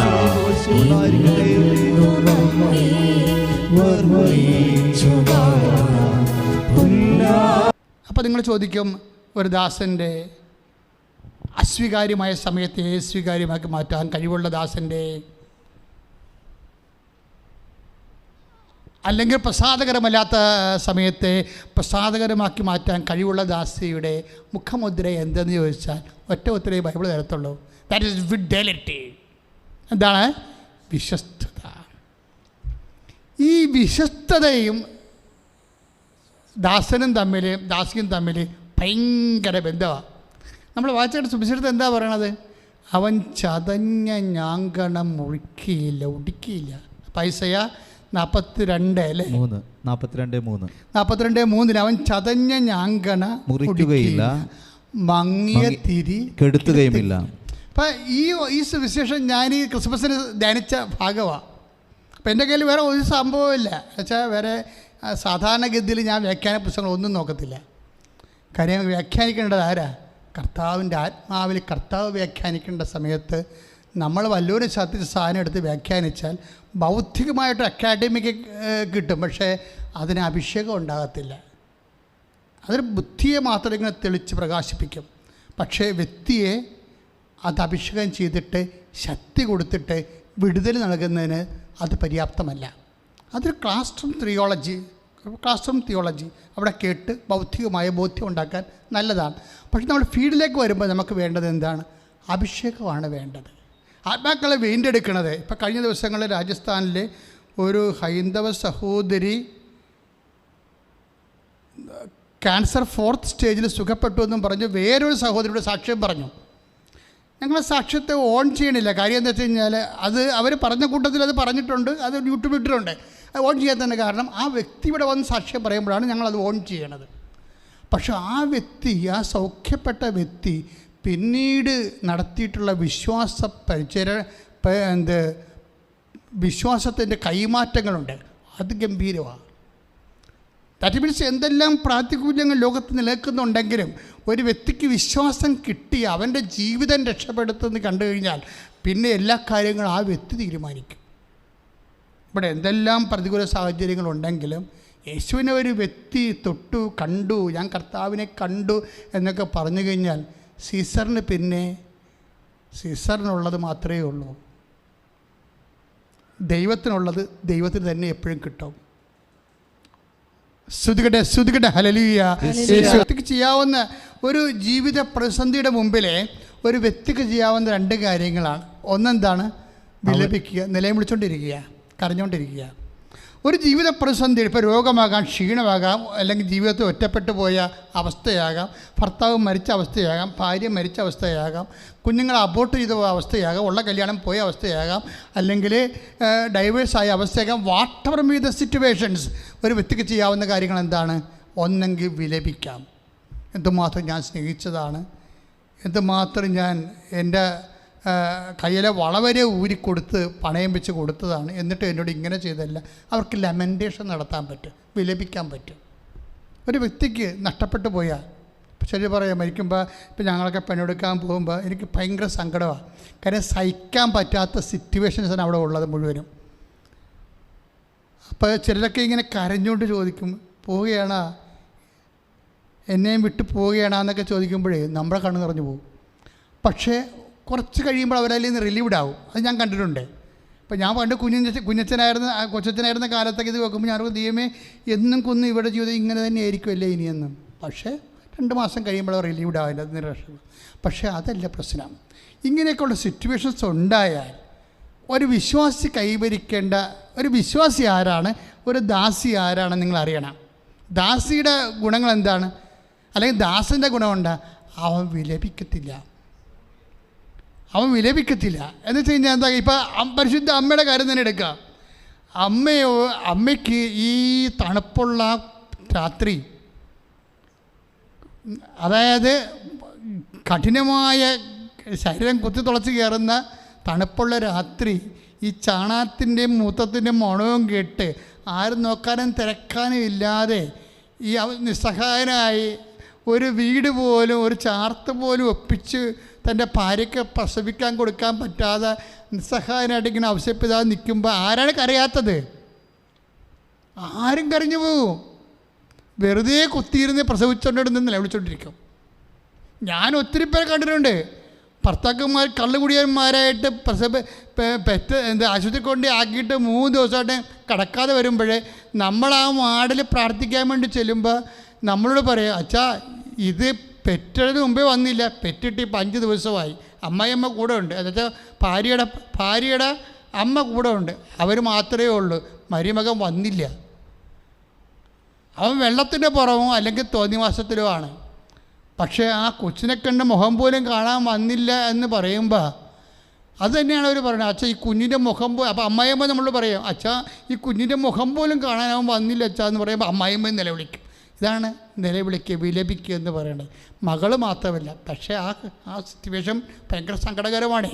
കാരണം കെട്ടിച്ച് വിട്ടിട്ട് ഗർഭിണിയായിട്ട് വീട്ടിൽ തിരക്കാതെ ഇരുന്നിട്ട് അവസാനം നമ്മൾ ആശുപത്രി കൊണ്ടുവന്ന് ആശുപത്രി ആ കുഞ്ഞിൻ്റെ മുഖം പോലും കാണാൻ പറ്റാത്ത അത്ര കടുവരമായ ദുഷ്ടന്മാർ ഞാൻ പറഞ്ഞത് കെട്ടാൻ നിൽക്കുന്നതാണ്. ചില ആൾക്കാർ കെട്ടിപ്പാപികളായിട്ടുള്ള ആൾക്കാരുണ്ട്. അവർ കല്യാണം കഴിക്കാതിരുന്നെങ്കിൽ അവർ വിശുദ്ധരായി ജീവിച്ചേരാൻ. കാര്യം കെട്ടാൻ യോഗ്യതയില്ലാത്തവൻ. അപ്പം ഞങ്ങൾക്കൊക്കെ എന്താ വിളി കിട്ടിയപ്പോൾ കെട്ടാൻ യോഗ്യതയില്ലെന്ന് മനസ്സിലായി, ഞങ്ങൾ കല്യാണം കഴിക്കില്ല, കർത്താവിനെ സ്വീകരിച്ചു. അതെന്താണ്? ആ വിളിയുടെ കാലത്ത് ഞങ്ങളത് തിരിച്ചറിഞ്ഞതാണത്. പിന്നീട് അതിനെ പരിപോഷിപ്പിച്ചുകൊണ്ട് വന്നതാണ്. ഇന്നും എന്ത് പറ്റണം?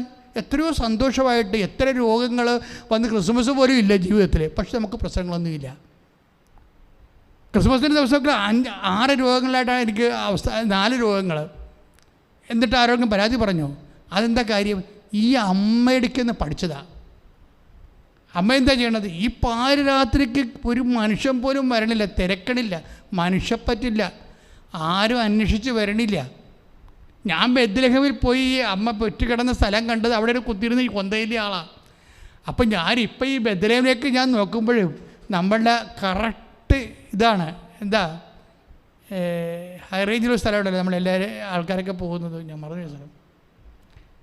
അതുപോലെ നല്ല പച്ചപ്പുല്ലിങ്ങനെ പിരിച്ച് നല്ല തണുത്ത പ്രകൃതിയാണ് അവിടെ. അപ്പോൾ വാഗമണ്ണ് പോലെ തന്നെ ഈ സ്ഥലം ഇങ്ങനെ ബെത്ലഹേം, ഞാനിങ്ങനെ ബെത്ലഹേമിന് ഈ പുൽക്കൂട്ട് അമ്മയുടെ ആ പാറയുടെ വലിയൊരു പാറയാണ്, പാറയുടെ ഉള്ളിലാണ് ഈ കാലികളെ സൂക്ഷിക്കുന്നത്. അവിടെയാണ് ചരിത്രപരമായിട്ട് പാരമ്പര്യത്തിൽ അമ്മ തിരുപ്പറമ്പ് നടന്ന സംഭവം. നമ്മളവിടെ കൊന്തയിലിട്ട് പുറത്തിറങ്ങി നോക്കുമ്പോൾ വാഗമൺ പോലെ ഇരിക്കും. എന്താണ്? എല്ലായിടത്തും നല്ല തണുത്ത പച്ചപ്പുള്ള പുല്ല് ഇങ്ങനെ കിലോമീറ്ററോളം ഇങ്ങനെ ഒരു മലയടിവാരത്തിലേക്ക് ഇങ്ങനെ ഇറങ്ങിക്കിടക്കുകയും. അപ്പോൾ പണ്ടും ഇത് തന്നെയാണ് അവസ്ഥ. ആ പ്രദേശത്ത് അന്നും ഇല്ല മനുഷ്യർ, ഇന്നും ഇല്ല മനുഷ്യർ. വിജനമായ സ്ഥലമാണ്. ഈ വിജനമായ സ്ഥലത്ത് അകപ്പെട്ടു പോയിട്ട്, കാലികളുടെ ഇടയിൽ അകപ്പെട്ടു പോയിട്ട് അവൾ കരഞ്ഞില്ല. അതാണ് സംഭവം. കാര്യം അതിന് പ്രാകൃതരായ മനുഷ്യരെയാണ് കാണുന്നത്. ആരെ കാണുന്നത്? ഇടയന്മാരെ കാണുകയാണ്. കരയാനുള്ള എല്ലാ വകുപ്പും അവിടെ ഉണ്ട്. ഭർത്താവിനെ നിങ്ങളെ കല്യാണം കഴിച്ചതിന് ശേഷം നിങ്ങളെ പെറ്റതിന് ശേഷം 1 മാസം കഴിഞ്ഞിട്ടും അല്ലെങ്കിൽ ഒരാഴ്ച കഴിഞ്ഞിട്ടും ഹസ്ബൻഡ് വന്നില്ല, അല്ലെങ്കിൽ ഹസ്ബൻഡ് വീട്ടിൽ നിന്ന് ആരും വന്നില്ലെന്ന് പറഞ്ഞാൽ ദൈവമേ, നിന്നെ ദാസിയാകാൻ ദൈവം വിളിക്കുന്നു, നീ കരയരുത്. വിശ്വാസിയാണെങ്കിൽ അല്ലെങ്കിൽ അവിശ്വാസിയാണെങ്കിൽ നീ വാരി വലിച്ച് നിലവിളിച്ച ഒരു പ്രശ്നമില്ല. പക്ഷേ നിനക്ക് കിട്ടിയ പാഠം എന്താണ്? തിരിഞ്ഞു നോക്കാൻ അറിയില്ല. ഇനി ഔഷധപിതാവ് ഉണ്ടെങ്കിൽ തന്നെ ഒരു ചാർത്ത് കാണിച്ചു കൊടുക്കാനും തരപ്പെടുത്തിയെടുക്കാനും ഉള്ള കഴിവില്ല. ദൈവം ചില മനുഷ്യരുടെ കഴിവ് തക്ക സമയത്ത് എടുത്തു കളയും. വലിയ കഴിവുള്ള മനുഷ്യനാണ്, പറഞ്ഞിട്ട് വല്ല കാര്യമുണ്ടോ? ഒരു പരിചയമില്ലാത്ത രാജ്യത്ത് അമ്മയും കുഞ്ഞിനെ കൊണ്ടുപോയി വേറെയും കൂലിയില്ലാത്ത കാലത്ത് 2 കൊല്ലം താമസിച്ച ആളാണ് ഔഷധപിതാവ്. കഴിവില്ലാഞ്ഞിട്ടാണോ? കഴിവുള്ള മനുഷ്യനാണ്. പക്ഷേ ദൈവം ചിലരുടെ കഴിവെടുത്ത് ചില സമയത്ത് എടുത്തു കളയും. അത് നിങ്ങൾ തിരിച്ചറിയണം, അല്ല മാർഗ്ഗമില്ല. നിൻ്റെ ഭർത്താവിനെ നിന്നെ നോക്കാനും തിരക്കാനും അന്വേഷിക്കാനും ഒക്കെ കഴിവുണ്ടേ, പക്ഷെ ചില സമയത്ത് ആ ഓർമ്മ കിട്ടത്തില്ല. എന്ത് ചെയ്യാനാ? അല്ലെങ്കിൽ അയാൾ ചെയ്തിട്ടൊന്നും ഒക്കത്തില്ല. അയാൾ ചെയ്യും, പക്ഷെ ഒക്കത്തില്ല. പല വേലകളും പല പരിപാടിയൊക്കെ ചെയ്തിട്ടുണ്ട്, പക്ഷെ ഒന്നും ഒക്കണില്ല. എല്ലാ വലിയ കഴിവുള്ള മനുഷ്യർക്ക് ചില സമയത്ത് എല്ലാ കഴിവുകളും നഷ്ടപ്പെട്ട പോലെ വരും. ഔഷധപിതാവ് വലിയ കഴിവുള്ള മനുഷ്യനായിരുന്നു. ഒറ്റയ്ക്ക് അമ്മയും കുഞ്ഞിനെയും ചോരക്കുഞ്ഞിനെയും കൊണ്ടുപോയി വേറെ ഒരു രാജ്യത്ത് പോയി. അത് വെറുതെ പെരുന്നാളിന് പോയതല്ല. ഊരിപ്പിടിച്ച വാളുമായി ഹെറോദസിൻ്റെ പട്ടാളക്കാർ പുറകെ വരുമ്പോൾ മുമ്പേ വീണ് ജീവനം കൊണ്ട് ഓടുകയാണ്. അങ്ങനെ ഓടിപ്പോയി അന്യരാജ്യത്ത് ഈ അമ്മയും കുഞ്ഞിനെയും 2 കൊല്ലം താമസിപ്പിക്കാനുള്ള ചങ്കൂറ്റം ഉണ്ടായിരുന്ന മനുഷ്യനാണ്. പക്ഷേ ഈ രാത്രി ചങ്കൂറ്റം പോയി, പിറ്റേ ദിവസം ചങ്കൂറ്റം പോയി. ഒരു വീട് പോലും കാണിച്ചു കൊടുക്കാൻ പറ്റണില്ല. ദൈവമേ, നിനക്ക് നിൻ്റെ പണം, നിൻ്റെ ശക്തി, നിൻ്റെ സ്വാധീനം ചില സമയത്ത് വർക്കൗട്ട് ചെയ്യത്തില്ല. അപ്പോൾ നിനക്ക് കരയാൻ മാത്രമേ പറ്റത്തുള്ളൂ. പക്ഷേ അമ്മ നിന്നോട് പറയുന്നു, അപ്പോഴും നീ കരയരുത് മോളെ. എന്താണ്? അപ്പനറിയാതെ ഒന്നും സംഭവിക്കത്തില്ല. ശ്രദ്ധിക്കട്ടെ, നീതി നിവർത്തിയാക്കുന്നതിൽ, ദൈവഹിതം നിറവേറ്റുന്നതിൽ നമ്മൾ പരാജയപ്പെട്ടു. ദൈവഹിതം നിറവേറ്റുന്നത് നമ്മൾ പരാജയപ്പെട്ടു. ഞാൻ പറയണല്ല, ഐസയ്യാ പറയണ വചനങ്ങളാണ്. എപ്പോഴും ശ്രദ്ധിക്കേണ്ട വിഷയമാണത്. ഇപ്പം എന്താ അമ്മ ചെയ്തത്? കരയേണ്ട സമയത്ത് അമ്മ എന്താ ചെയ്തത്? ലൂക്കാ 2:19 അമ്മ എന്ത് ചെയ്തു? ഹൃദയത്തിൽ സംഗ്രഹിച്ചു, കരഞ്ഞില്ല.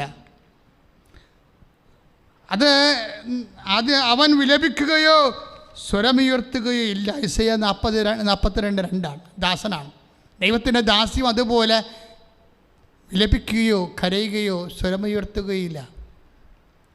കരഞ്ഞില്ലല്ലോ, ഹൃദയത്തിൽ സംഗ്രഹിച്ചു. അതാണ് 2:19 ലൂക്കാ 2:19 നമ്മളോട് പറഞ്ഞത് എന്താണ്? മറിയം അട്ലയമാരി പോയപ്പോൾ കരയേണ്ടതായിരുന്നു. അവിടെ കരയേണ്ടതായിരുന്നു. ഈ പകർത്തം പിടിച്ച മനുഷ്യനെ കാണുമ്പോൾ കരഞ്ഞു പോകേണ്ടതായിരുന്നു. അമ്മയില്ല, അപ്പനില്ല, സ്വന്തപ്പെട്ടവരില്ല, ആരുമില്ല, ഔഷപിതാവിൻ്റെ പക്ഷത്തൊന്നുമില്ല, സ്വന്തം പക്ഷത്തൊന്നുമില്ല, നാട്ടുകാരുമില്ല. കരയേണ്ടതായിരുന്നു അവിടെ. പക്ഷെ അവൾ കരഞ്ഞില്ല എന്ന് പറയാൻ വേണ്ടി വചനം പറയും, അവൾ ഹൃദയത്തിൽ സംഗ്രഹിച്ചു എന്ന് പറയും. ശ്രദ്ധിക്കട്ടെ, ശ്രദ്ധിക്കട്ടെ. Hallelujah, hallelujah, hallelujah, hallelujah, hallelujah, hallelujah, hallelujah. കരങ്ങൾ ഉയർത്തിക്കൊണ്ട് ശ്രദ്ധിക്കട്ടെ. ഹല്ലേലൂയ. കർത്താവേ, ജീവിതം പരിശുദ്ധ അമ്മയെ പോലെ കർത്താവേ ഹൃദയത്തിൽ സംഗ്രഹിച്ച് ദൈവത്തോട് വിശ്വസ്ത പുലർത്താൻ കർത്താവേ ഉടമ്പടി ഓരോ മക്കളിലും അഭിഷേകം ചെയ്യണം. യേശുവേ ആരാധന, യേശുവേ ആരാധന,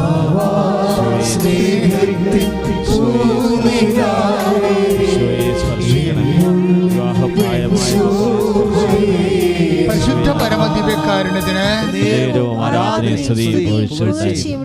രണ്ടാമത് ദാസന്റെ സ്വഭാവം അല്ലെങ്കിൽ ദാസിയുടെ സ്വഭാവം എന്ന് യെശയ്യാ 42:2-3 പറയണത് എന്താണെന്ന് വെച്ച് കഴിഞ്ഞാൽ, അവൻ സ്വരമുയർത്തുകയില്ല, അവൻ വിലപിക്കുകയില്ല, സ്വരമുയർത്തുകയോ ഇല്ല. അതായത് തെരുവീഥികളിൽ അവൻ്റെ സ്വരം കേൾക്കപ്പെടുകയില്ല. അതായത് ഞാൻ എപ്പോഴും ഈ വിഷയം ധ്യാനിക്കുമ്പോൾ ഇത് ഏറ്റവും കൂടുതൽ യേശുവിനെ കഴിഞ്ഞാൽ പിന്നെ ഒത്തിരിക്കുന്ന ആർക്കാണ്? അമ്മയ്ക്കാണ്. കാര്യം അമ്മയ്ക്ക് ഇത് വെക്കാൻ കാരണം, അമ്മയ്ക്ക് സ്വരം ഉയർത്തി രണ്ട് വർത്തമാനം പറയാനുള്ള പല സാഹചര്യം ഈശോ തന്നെ ഒപ്പിക്കുന്നുണ്ട്. കാര്യം എന്താ വെച്ചാൽ, അമ്മയോടും അപ്പനോടും പറയാതെ ഈ ദേവാലയത്തിൽ തന്നെ തങ്ങിയത് ഭയങ്കരമായ കഷ്ടമായിപ്പോയി. അമ്മനോട് ഇപ്പം നമ്മൾ ഈ finding in the temple, found missing ഒക്കെ നമ്മൾ പറഞ്ഞ് ധ്യാനിക്കണില്ലേ ജപമാലയിൽ? ദേവാലയത്തിൽ ഈശോയെ കാണാതിരിക്കെ കണ്ടുമുട്ടി. അത് ആ വിഷയം എന്താണ് ശരിക്കും പറഞ്ഞാൽ? ആ വിഷയം ഈശോ ഒരു വാക്ക് പോലും പറയാഞ്ഞ കാരണം മാതാപിതാക്കന്മാർക്ക് എന്തുണ്ടായെന്നാണ് അമ്മ പറയണത് 2:48. ഈശോ ഞങ്ങളോട് എന്താണ് ഇങ്ങനെ ചെയ്തത്? ഞാനും നിൻ്റെ പിതാവും കൂടി ഉത്കണ്ഠയോടെ നിന്നെ അന്വേഷിക്കുക. അപ്പോൾ ഉത്കണ്ഠ എന്ന് പറയുമ്പോൾ സാധാരണ ഉത്കണ്ഠയല്ലേ. കാര്യം ഭയവും ഉത്കണ്ഠയുമാണ്. ഈ ഉത്കണ്ഠ എന്ന് പറഞ്ഞാൽ എന്തുകൊണ്ടാണ് ഈ ഉത്കണ്ഠ ഉണ്ടായിരിക്കണത്? ഈ യേശുവിനെ കയ്യിൽ നിന്ന് ഇപ്പം നസ്രത്ത് വരെ ജെറുസലേമിൽ നിന്ന് നസ്രത്ത് വരെ തിരിച്ച് നടക്കുകയാണ്. നസ്രത്ത് എത്തിയില്ല, ഒരു ദിവസം കൂടി കഴിയുമ്പോൾ നസ്രത്ത് എത്തും. 2 ദിവസത്തെ വഴി നടന്നെത്തി കഴിയുമ്പോഴാണ് ഈശോ ഇല്ലാത്തത് അറിയണത്. അപ്പോൾ അവർക്ക് ഉത്കണ്ഠ ഉണ്ടായെന്നാണ് പറയണത്. എന്താണ് ഉത്കണ്ഠ? ആ ഉത്കണ്ഠ എന്ന് പറയണത് ശരിക്കും പറഞ്ഞാൽ ഔസേപ്പിതാവിന് ഭയം ഉണ്ടായ ഒരിക്കൽ ഈജിപ്തിൽ നിന്ന് തിരിച്ചു വരുമ്പോൾ ഒരു ഭയം ഉണ്ടായത്. എന്താണ് ഭയം ഉണ്ടായത്? ഈ നസ്രത്തിലേക്കൊന്ന് പോകാതെ കഫർനഹൂമിൽ പോകാണ്ട കാരണം എന്താണ്? ഭയം ഉണ്ടാകാൻ കാരണം എന്താ? 2:20 മത്തായിയുടെ സുവിശേഷം. അതായത് ഹെറോദേസ് ദ ഗ്രേറ്റ്, അയാളുടെ മകൻ അർക്കലാവോസാണ് ഇവിടെ ഭരിക്കണമെന്ന് കേട്ടപ്പോൾ ഔസേപ്പിതാവിന് ഭയമായി. അതാണ് ഞാനും എൻ്റെ പിതാവും കൂടി. എന്തിനെക്കുറിച്ചാണ്? അർക്കലാവോസാണ് ഇവിടെ ഭരിക്കണമെന്ന് കേട്ടപ്പോഴാണ് ഭയമായത്. അപ്പോൾ എങ്ങനെ അർക്കലാവോസിൻ്റെ ആൾക്കാർ വന്ന് ഈശോനെ തട്ടിക്കൊണ്ട് പോയെന്നാണ് ഈ അപ്പനും അമ്മയും കൊണ്ട് ചിന്തിക്കുന്നത്. അർക്കലാവോസിൻ്റെ ആൾക്കാരെ വന്ന് ഇവനെ തട്ടിച്ചുകൊണ്ട് ഈ ദേവാലയം തട്ടിക്കൊണ്ട് പോയോ? എന്താണ് സംഭവിച്ചെന്നറിയാതെ അമ്മയ്ക്ക് ഭയവും അമ്മയ്ക്ക് ഉത്കണ്ഠയും ഔസേപ്പിതാവിനെ ഔസപിതാവിന് ഭയവും. അപ്പം ഈ ഒരു സാഹചര്യത്തിൽ ഈശോ കൊടുക്കുന്ന മറുപടി എന്താണ്? സോറി മദർ എന്ന് പറയേണ്ടതാണല്ലേ ശരിക്കും പറഞ്ഞാൽ. നമ്മുടെ നാട്ടിൽ വല്ലതാണെങ്കിൽ അടി പാർസൽ കണക്കുരിയുടെ അപ്പാതി അപ്പുറം തരും, എന്നിട്ടേ പിന്നെ വിശേഷം പറയത്തുള്ളൂ. കാര്യത്തിൽ ഒരു വാക്ക് പോലും പറഞ്ഞില്ല. സിറ്റുവേഷൻ മോശമാണ്. കുട്ടികളെ തട്ടിക്കൊണ്ടു പോകാവുന്ന ഒരു രാഷ്ട്രീയ സാഹചര്യത്തിലുണ്ട്. അപ്പോൾ ഒരു വാക്ക് പോലും പറഞ്ഞില്ല. പക്ഷെ അതിന് മറുപടി ഈശോ കൊടുക്കണത് എന്താണ്? നിങ്ങൾ എന്തിനാണ് എന്നെ അന്വേഷിച്ചത്? ഞാൻ എൻ്റെ പിതാവിൻ്റെ കാര്യങ്ങളിൽ വ്യാപൃതനായിരിക്കേണ്ടതാണെന്ന് നിങ്ങൾ അറിയുന്നില്ലേ? ഞാൻ എൻ്റെ പിതാവിൻ്റെ കാര്യങ്ങളിൽ വ്യാപൃതനായിരിക്കേണ്ടവനാണെന്ന് നിങ്ങൾ അറിയുന്നില്ലേ?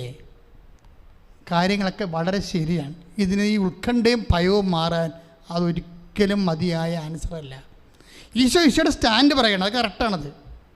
ഈശോയുടെ സ്റ്റാൻഡ് പറയും, അവസാനം വരെ കുരിശ് വരെ പറയും. കുരിശ് വരെ ഈശോയുടെ സ്റ്റാൻഡ് പറയും. പക്ഷേ മാനുഷികമായ രീതിയിൽ ഉത്കണ്ഠയും ഭയമുള്ള മാതാപിതാക്കന്മാർക്ക് മതിയായ മറുപടിയാണോ അത്? നിനക്ക് വാക്കിനോട് പറയാൻ പാടില്ലായിരുന്നു എന്ന് അമ്മക്ക് തിരിച്ചു ചോദിച്ചാൽ ഈശോക്ക് മിണ്ടാൻ പറ്റത്തില്ല. പക്ഷെ മറിയം ചോദിക്കത്തില്ല. കാര്യം എന്താണ്? അവൾ ദാസിയാണ്, അവളുടെ സ്വരം ഉയരത്തില്ല. അതിനെക്കുറിച്ച് അവളെക്കുറിച്ചാണ് പറഞ്ഞിരിക്കുന്നത്. അവളെ അവൻ്റെ മകനെയും കുറിച്ചാണ് പറഞ്ഞിരിക്കുന്നത്. തെരുവീഥികളിൽ അവൻ്റെ സ്വരം ഉയർത്തില്ല. നമ്മൾ വായിച്ചില്ല അത്. എന്താ പറഞ്ഞത്? അവൻ വിലപിക്കുകയോ സ്വരമുയർത്തുകയില്ല, തെരുവീഥികളിൽ അവൻ്റെ സ്വരം കേൾക്കുകയുമില്ല. ദിസ് ഈസ് മദറിന് ഇവിടെ സംസാരിക്കാൻ ശരിക്കും. ഞാനെപ്പോഴും അമ്മയോട് പറഞ്ഞ, അമ്മേ, ഞാൻ ജീവിതത്തിൽ ഒത്തിരി പ്രാവശ്യം പൊട്ടിത്തെറിച്ച് പോയിട്ടുള്ളൊരു മനുഷ്യനാണ്. പക്ഷെ പലപ്പോഴും എൻ്റെ നിലവാരത്തിൽ താഴെയുള്ള ആൾക്കാരോടായിരിക്കും, മുകളിലുള്ള ആൾക്കാരോടൊന്നുമല്ല. അവർ ബഹുമാനമൊക്കെ ഉണ്ട്, എത്ര പ്രശ്നം ഉണ്ടായിരുന്നു. പക്ഷേ എൻ്റെ താഴെയുള്ള ആൾക്കാരെ എന്തെങ്കിലും ബുദ്ധിമോശം കാണിച്ചാൽ ഞാൻ പൊട്ടിത്തെറിക്കും. പക്ഷേ അതും എന്തോ ഒരു ദാസനാകുന്നതിൽ നിന്ന് എന്തുമാത്രം നമ്മളെ മാറ്റും. കാര്യം അമ്മ നമുക്ക് തന്നിരിക്കുന്ന പാഠം എന്താണ്? പൊട്ടിത്തെറിക്കേണ്ട ഒരു അവസരം വന്നാൽ പോലും നീ വിശ്വാസിയാണെങ്കിൽ നിനക്ക് പൊട്ടിത്തെറിക്കാം. പക്ഷെ നീ ഒരു ദാസനാണെങ്കിൽ ദൈവത്തിൻ്റെ തിരുസന്നിധിയിൽ നിനക്ക് അത് കപ്പാസിറ്റിയാണത്. അമ്മ ബേസിക്കായിട്ട് എന്താണ്? ദൈവവചനം. ഈശോ പറഞ്ഞത് എന്താണ്? ദൈവവചനം. ഞാൻ എൻ്റെ പിതാവിൻ്റെ കാര്യത്തിൽ വ്യാപൃതനായിരിക്കേണ്ടവൻ എന്നാണെന്ന് നിനക്ക് അറിയില്ലേ എന്ന് ചോദിക്കുമ്പോഴേ ഈശോ പറഞ്ഞ വചനം എന്താണ്? ദൈവപുത്രൻ പറഞ്ഞ ദൈവത്തിൻ്റെ വചനമാണ്. ആ ദൈവത്തിൻ്റെ വചനത്തോട് മറിയം എന്ത് ചെയ്യണം? മറിയം എന്താണ് ചെയ്തത് എന്ന് താഴെ എഴുതിയിട്ടുണ്ട്. അവൾ പൊട്ടിത്തെറിച്ചില്ല. അവൾ എന്ത് ചെയ്തു? അത് ഹൃദയത്തിൽ സംഗ്രഹിച്ചു. ശ്രദ്ധിക്കട്ടെ. Hallelujah, hallelujah, hallelujah, hallelujah, hallelujah, hallelujah, hallelujah, hallelujah. പെട്ടെന്നൊരു ചിന്ത എൻ്റെ മനസ്സിൽ വന്നത്, പണ്ടൊക്കെ ഞാൻ കൈയൊക്കെ നീളമുള്ള ഉടുപ്പൊക്കെ ഇട്ട് ഷർട്ടൊക്കെ ഇട്ട് ഒരു വെള്ളമുണ്ടൊക്കെ കൊടുത്താണ് മൈനസ് മേരി ഞങ്ങളെ പഠിച്ചുകൊണ്ടിരുന്ന കാലത്ത്. വെള്ളമുണ്ടും പിന്നെ വെള്ള കൈ നീളമുള്ള ഷർട്ട്. അപ്പോൾ ആൾക്കാർ ചിലർ ചോദിക്കും, പട്ടത്തിന് പഠിക്കണമല്ലേ എന്ന്. അപ്പോൾ നമ്മുടെ തലയാട്ടം പഠിക്കുകയാണെന്ന് പറയും. പക്ഷേ ഇപ്പോൾ എനിക്ക് തോന്നുന്നത് അതിനേക്കാൾ വലിയ പഠനമാണ് മറിയത്തിന് പഠിക്കണമെന്ന് പറയുന്നത്. പട്ടത്തിന് പഠിക്കണമ്പോൾ കഴിച്ച് പിന്നെ ചെയ്യാനുള്ള പരിപാടി എന്താണ്? മറിയത്തിന് പഠിക്കുക. കാര്യം മറിയത്തിന് പഠിക്കണത് എന്തിനാണ്? യേശുവിനെ കിട്ടാനുള്ള എളുപ്പമാർഗം അതാണ്. വേറൊരു മാർഗമില്ല. അതായത് ദൈവപിതാവിൻ്റെ ഇത് കണ്ട ഈ മിണ്ടാണ്ടിരിക്കുന്ന വിഷയം കണ്ടില്ലേ? സ്വരം ഉയർത്തേണ്ട സമയത്ത് പോലും ഹൃദയത്തിൽ സംഗ്രഹിക്കുകയാണ്. 2:49 എന്താ എഴുതിയിരിക്കണത്? ഈശോ അത് പറയുമ്പോഴും അവൾ ഹൃദയത്തിൽ സംഗ്രഹിച്ചു. അതിനെക്കുറിച്ചും ധ്യാനിച്ചുകൊണ്ടിരുന്നു. കാര്യം എന്താണ്? ദൈവവചനാണ് പറയണത്. ഇതെന്തൊരു പരിശുദ്ധാത്മാവിൽ നിറഞ്ഞതാണ് ചിന്തിക്കണത്. അതായത് ഞാനവർക്ക് ഇവിടെ ഹൃദയത്തിൽ സംഗ്രഹിച്ചു എന്നിട്ട് അതേക്കുറിച്ച് ചിന്തിച്ചുകൊണ്ടിരുന്നെന്ന്. എന്ന് വെച്ച് കഴിഞ്ഞാൽ എന്താ കാര്യം?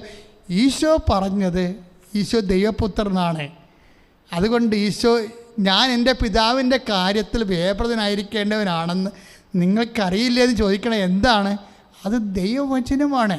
അപ്പോൾ ദൈവവചനം എന്തിനുള്ളതാണ്? അതേക്കുറിച്ച് ചിന്തിക്കാനുള്ളതാണ്. അപ്പോൾ ദൈവവചനം എന്ന് പറഞ്ഞ ദൈവവേദലെ നമ്മുടെ ജീവിതം നിറവേറ്റാനും ധ്യാനിക്കാനും ഉള്ളതാണ്. അമ്മ ഉള്ളം കാലുമ്പ് ഉച്ചവരെ ഈ വചന നിറവേറ്റത്തിൻ്റെ ആളായ്മയാണ്.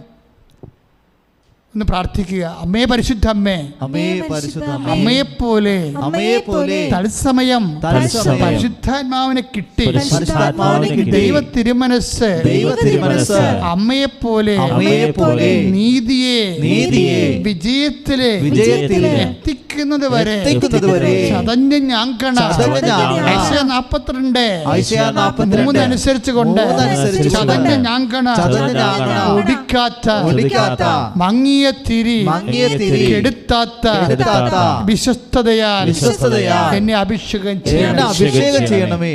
ഐസയുടെ വചനങ്ങളൊക്കെ ഭയങ്കരമാണ് ശരിക്കും. അതായത് ഈ മങ്ങിയ തിരി ചില ദിവസങ്ങളിലൊക്കെ നമ്മളുടെ തിരി മങ്ങി അങ്ങോട്ട് പോവും. എന്താ കുറച്ച് ഇഷ്യൂസൊക്കെ ഉണ്ടായിക്കഴിഞ്ഞാൽ ചില ആൾക്കാർ ചില കുടുംബങ്ങളിലൊക്കെ നമ്മൾ ചെല്ലുമ്പോൾ മോന്തം കയറ്റിരിക്കണ കാണാം. ഞാൻ പറഞ്ഞ് വീഡിയോ തിരിക്കാൻ ചെയ്യുമ്പോഴൊക്കെ ചില ചേട്ടത്തിമാർ മോന്തം കയറ്റിരിക്കണ കാണാം. അപ്പോൾ എന്നെ കാണുമ്പോൾ അച്ഛൻ ഈശ്വംശം എന്ന് പറഞ്ഞാൽ ഒരു വല്ലാത്തൊരു സ്തുതിയാണ്. ഞാൻ പറഞ്ഞു എന്ത് പറ്റി ഒന്നും പറയണ്ട അച്ഛൻ, ഇവിടെ ഒരു തൊഴുത്ത് പോലെയാണ് അച്ഛൻ വെഞ്ചരിക്കുക, ഇതുകൊണ്ടെങ്കിലും വല്ല മെച്ചം ഉണ്ടാകട്ടെ എന്ന് പറയും. അതുപോലെ അവരുടെ മനസ്സ് വിശ്വാസം മങ്ങിപ്പോയിരിക്കുക. വീട്ടുകാരുടെ കുറേ നാട്ടുകാരുടെ അയൽവാസികളുണ്ടാവുമല്ലോ ഇതുപോലെ പ്രശ്നം ഉണ്ടാക്കാനും വെറുതെ പോലീസ് കേസ് കൊടുക്കാനും ഒക്കെ വരുമ്പോൾ പോലീസുകാർ നമ്മുടെ വീട്ടിൽ വരും. നിങ്ങൾ നാളെ സ്റ്റേഷനിലേക്ക് വരാൻ പറയും. ഞങ്ങളെന്താ പറയണത്? അപ്പോൾ ഉടനെ ഹർജി വായിച്ച് കേൾപ്പിക്കും. പണ്ടാരക്കാലൻ ഇപ്പോൾ നമുക്കിടെ പണി വെച്ചല്ലേ. ദൈവമേ സമാധാനം ഇല്ലല്ല, തിരി മങ്ങിപ്പോവുകയാണ്. എങ്ങനെയാണ് അത് മങ്ങണതെന്ന് വെച്ച് കഴിഞ്ഞാൽ ഇനി ഇവർ മങ്ങിയ തിരി ഇവർ കെടുത്തു. ഈ മങ്ങിയ തിരി ഇപ്പം തന്നെ തിരി മങ്ങി നിൽക്കുക. ഇത്രയും നാളെ പ്രാർത്ഥിച്ച പ്രാർത്ഥനയൊക്കെ മങ്ങിപ്പോയി, വിശ്വാസം മങ്ങിപ്പോയി, ദൈവസ്നേഹം മങ്ങിപ്പോയി, എല്ലാം മങ്ങിയിരിക്കുക. എൻ്റെ മക്കളെ നിങ്ങളെയൊക്കെ എല്ലാം ദൈവത്തിന് അറിയാം, എന്നെ അറിയാവും. എന്ത് സംഭവിച്ചാൽ എന്തെങ്കിലും വിഷയമുണ്ട് അപ്പം മങ്ങിപ്പോവും. മങ്ങിയ തിരി മനുഷ്യൻ എന്താ ചെയ്യണത്? തല്ലിക്കെടുത്തി കളയും. മങ്ങിയ തിരി ഇപ്പം എന്താ, ഞാൻ ഇപ്പോൾ ഇത്രയും കഷ്ടപ്പെട്ട് എന്തുമാത്രം പ്രാർത്ഥിച്ചു, എന്നിട്ട് എൻ്റെ വീട്ടിൽ ഇപ്പം ഇന്ന് പോലീസ് മാറണില്ല എന്നുള്ള ചോദ്യം തന്നെ ഒരു കൊടുങ്കാറ്റാണ്. നിൻ്റെ ചോദ്യം നിൻ്റെ കൊടുങ്കാറ്റായി നിൻ്റെ വിശ്വാസത്തിൻ്റെ തിരികെടുത്തിക്കളയും. മങ്ങിയ തിരികെടുത്ത് എൻ്റെ മക്കളെ മങ്ങിയ തിരിയ, അതായത് ജീവിത പ്രശ്നങ്ങൾ, രോഗങ്ങൾ, സാമ്പത്തിക തകർച്ചകൾ, കോവിഡുകളൊക്കെ വന്നിട്ട് വിശ്വാസത്തിൻ്റെ തിരി ഇങ്ങനെ മങ്ങിപ്പോകുമ്പോൾ നീ എന്താ ചെയ്യേണ്ടത്? അതിനെ പിന്നെ ഊതിക്കെടുത്തുകയല്ലേ ചെയ്യേണ്ടത്. ദൈവദാസനാണ്ട തിരികളാണ് മങ്ങണത്. അപ്പോഴെന്ത് ചെയ്യും? ദാസനും ദാസ്യമാണെങ്കിൽ അവരാ തിരി കെടുത്തത്തില്ല. എന്താ കാര്യം? മങ്ങിയ തിരി എപ്പോഴായാലും ആളിക്കത്തുവെന്ന് പരിശുദ്ധാത്മാവ് അവരോട് പറയും. ഇങ്ങനെ പരിശുദ്ധാത്മാവ് പറയാത്തത് കൊണ്ടാണ് ഇതെൻ്റെ തിരി മങ്ങിയ കാലമാണ്, ഇത് സ്വീകാര്യകമായ കാലമല്ല, ഇത് പ്രസാദത്തിൻ്റെ കാലമല്ല എന്ന് പറയുമ്പോഴേ നമ്മളെന്ത് ചെയ്യും? നമ്മളെ വിശ്വാസത്തിനെ തടുത്ത് പിടിക്കണം. മറ്റ് കാറ്റുകളൊന്നും ഏറ്റ് കർത്താവേ, അമ്മ കണ്ടില്ലേ, അതായത് ഒരിക്കൽ പോലും ഈ പ്രസവക്കൂട്ടിൽ കിടന്ന് കന്നുകാലിക്കൂട്ടിൽ കിടന്ന് മെഴുകിയിട്ട് പോലും എന്തിനാണ് എന്നോട് ഇങ്ങനെ ചെയ്തത്, ഞങ്ങളോട് ഇങ്ങനെ ചെയ്തതെന്ന് മങ്ങിയ തിരി അമ്മ കെടുത്തിയില്ല. മറിച്ച് ഈശോയെ നഷ്ടപ്പെട്ടപ്പോൾ ചോദിച്ചു, ഈശോ എന്താണ് നിന്നെ പെറ്റ രാത്രി ആരും എൻ്റെ കൂടെ ഇല്ലാഞ്ഞ്? അന്ന് ചോദിക്കാത്തൊരു ചോദ്യം ഇന്ന് ഞാൻ ചോദിക്കുകയാണ്, നീ എന്താണ് ഞങ്ങളോട് ഇങ്ങനെ ചെയ്തത്? അതാണ് അമ്മ മങ്ങിയ തിരി കെടുത്തത്തില്ല. ദൈവവിശ്വാസി, നീ പ്രാർത്ഥിക്കണം അമ്മയോട്, കാലക്കെട്ട് വീണ ഈ രാത്രി. എന്തിനാണെന്നറിയാവോ? അമ്മയെപ്പോലെ വിശ്വസിക്കാൻ, അമ്മയെപ്പോലെ എൻ്റെ വിശ്വാസത്തിൻ്റെ ദൈവസ്നേഹത്തിൻ്റെ തിരിമങ്ങുമ്പോഴേ അത് കെടുത്താതിരിക്കാൻ, നെഗറ്റീവുകൾ ചിന്തിച്ച് നെഗറ്റീവുകൾ പറഞ്ഞ് അത് കെടുത്താതിരിക്കാൻ എന്നെ അഭിഷേകം ചെയ്യണമേ. ശ്രദ്ധിക്കട്ടെ.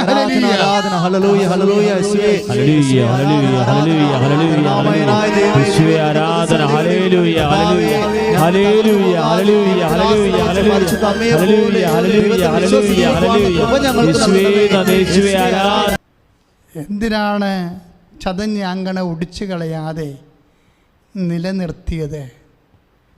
അതൊരു പ്രത്യാശയാണ്. ഇന്നല്ലെങ്കിൽ നാളെ ആ മങ്ങി നിൽക്കുന്ന അവസ്ഥയിൽ നിന്ന് ജ്വലിക്കുന്ന അവസ്ഥയിലേക്ക് വരും. ഈ സമയത്ത് എന്താണ് അമ്മ ചെയ്തത്? താഴെ ഐസയ എഴുതിയിട്ടുണ്ട്, ചതഞ്ഞ ഞാങ്കണ അവൻ മുറിക്കുകയില്ല, മങ്ങിയ തിരി കെടുത്തുകയില്ല. അവൻ വിശ്വസ്തയോടെ നീതി പുലർത്തും. ഈശോയെക്കുറിച്ച് പറഞ്ഞിരിക്കുന്നതാണ്, പക്ഷേ ഇത് അമ്മയെക്കുറിച്ച് സത്യമാണ്. കാര്യം അമ്മ ദാസിയാണല്ലോ. ലുക്ക 1:38 വെച്ച് ഇതാ കർത്താവിൻ്റെ ദാസി, ഈശോ ദാസൻ, ഞാൻ തിരഞ്ഞെടുത്ത എൻ്റെ പ്രിയപ്പെട്ട ദാസൻ, എൻ്റെ ആത്മാവ് പ്രസാദിച്ച എൻ്റെ പ്രിയപ്പെട്ടവൻ. 12:18 മത്തായി. അപ്പോൾ നമ്മളിപ്പോൾ ധ്യാനിച്ചുകൊണ്ടിരിക്കുന്നത് എന്താണ്? മത്തായി 12:18 ഈശോ ദാസനാണ്, തിരഞ്ഞെടുത്ത ദാസനാണ്. ലുക്ക 1:38 അമ്മ ദാസിയാണ്, വചനത്തിന് വേണ്ടി സ്വയം സമർപ്പിച്ച ദാസിയാണ്. ഈ ദാസൻ്റെയും ദാസിയുടെയും ജീവിത രീതികളെ നമ്മൾ വചനാത്മകമായിട്ട് ധ്യാനിക്കുകയാണ്. അമ്മ ധ്യാനിച്ചത് 2 സ്ഥലത്ത് വെച്ച് അമ്മ ധ്യാനിച്ചു. ആട്ടിടയന്മാർ പോയപ്പോഴും ധ്യാനിച്ചു. വചനം എന്തിനുള്ളതാണ്? ദുർഘട സമയത്ത് ധ്യാനിക്കാനുള്ളതാണ്. വചനം എന്തിനുള്ളതാണെന്ന് അമ്മ പറയും, മകനെ അത് ദുർഘട സമയത്ത് ധ്യാനിക്കാനുള്ളതാണ്. പ്രത്യേകിച്ച് എപ്പോഴും ധ്യാനിക്കണം, ദുർഘട സമയത്ത് പ്രത്യേകിച്ച്. പക്ഷേ എന്തിനാണ് ഇവർ മങ്ങിയത്തിരി കെടുത്താതിരുന്നത്? എന്തിനാണ് ഹൃദയത്തിൽ സംഗ്രഹിച്ചത്? ഒറ്റ കാര്യം, വിശ്വസ്തത. വിശ്വാസമല്ല, പ്രത്യാശയല്ല, ദൈവസ്നേഹമല്ല, വിശ്വസ്തത. അതാണ് 3 ഐസയ 42:3 ചതഞ്ഞ ഞാങ്കണ അവൻ മുറിക്കുകയില്ല, മങ്ങിയ തിരി കെടുത്തുകയില്ല, അവൻ വിശ്വസ്തയോടെ നീതി പുലർത്തും. നീതി പുലർത്തുക മാത്രമല്ല, നീതി പുലർത്തുക വെച്ചാൽ നീതി എന്നാണ്, ദൈവജനമാണ്. ദൈവജനം എന്താണ്? ദൈവ മനസ്സാണ്. ദൈവ മനസ്സിനോട് വിശ്വസ്തത കാണിക്കുമെന്നായി പറയണത്. എന്തിനാണ്? 4 ഐസയ 42:4 ഭൂമിയിൽ നീതി സ്ഥാപിക്കുന്നവരെ അവൻ പരാജയപ്പെടുകയില്ല, അധീരനാവുകയുമില്ല. ഭൂമിയിൽ എന്താണ്? നമ്മുടെ ജീവിതം എവിടെയാണ്? ഭൂമിയിലാണ്. നമ്മുടെ ജീവിതത്തിൽ എന്താണ് സ്ഥാപിക്കേണ്ടത്? നീതി സ്ഥാപിക്കണം. നീതി എന്ന് പറഞ്ഞാൽ എന്താണ്? ദൈവത്തിൻ്റെ തിരുമനസ്സ്. ദൈവത്തിൻ്റെ തിരുമനസ്സ് എന്താണോ അത് നമ്മുടെ ജീവിതത്തിൽ സ്ഥാപിക്കുന്നവരെ എന്ത് ചെയ്യും? പരാജിതനാവുകയില്ല.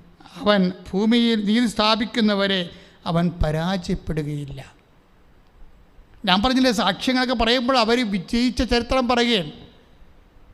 വിശ്വാസി വിജയിക്കാനുള്ളവനാണ്. ദൈവ തിരുമനസ്സാകുന്ന ദൈവത്തിൻ്റെ നീതി അത് ഭൂമിയാകുന്ന നമ്മുടെ ജീവിതത്തിൽ നിറവേറുമ്പോഴോ നമ്മൾ പരാജയപ്പെടുകയില്ല. നമ്മൾ യുദ്ധം ചെയ്യും, ഈ യുദ്ധം നമ്മൾ ജയിക്കും.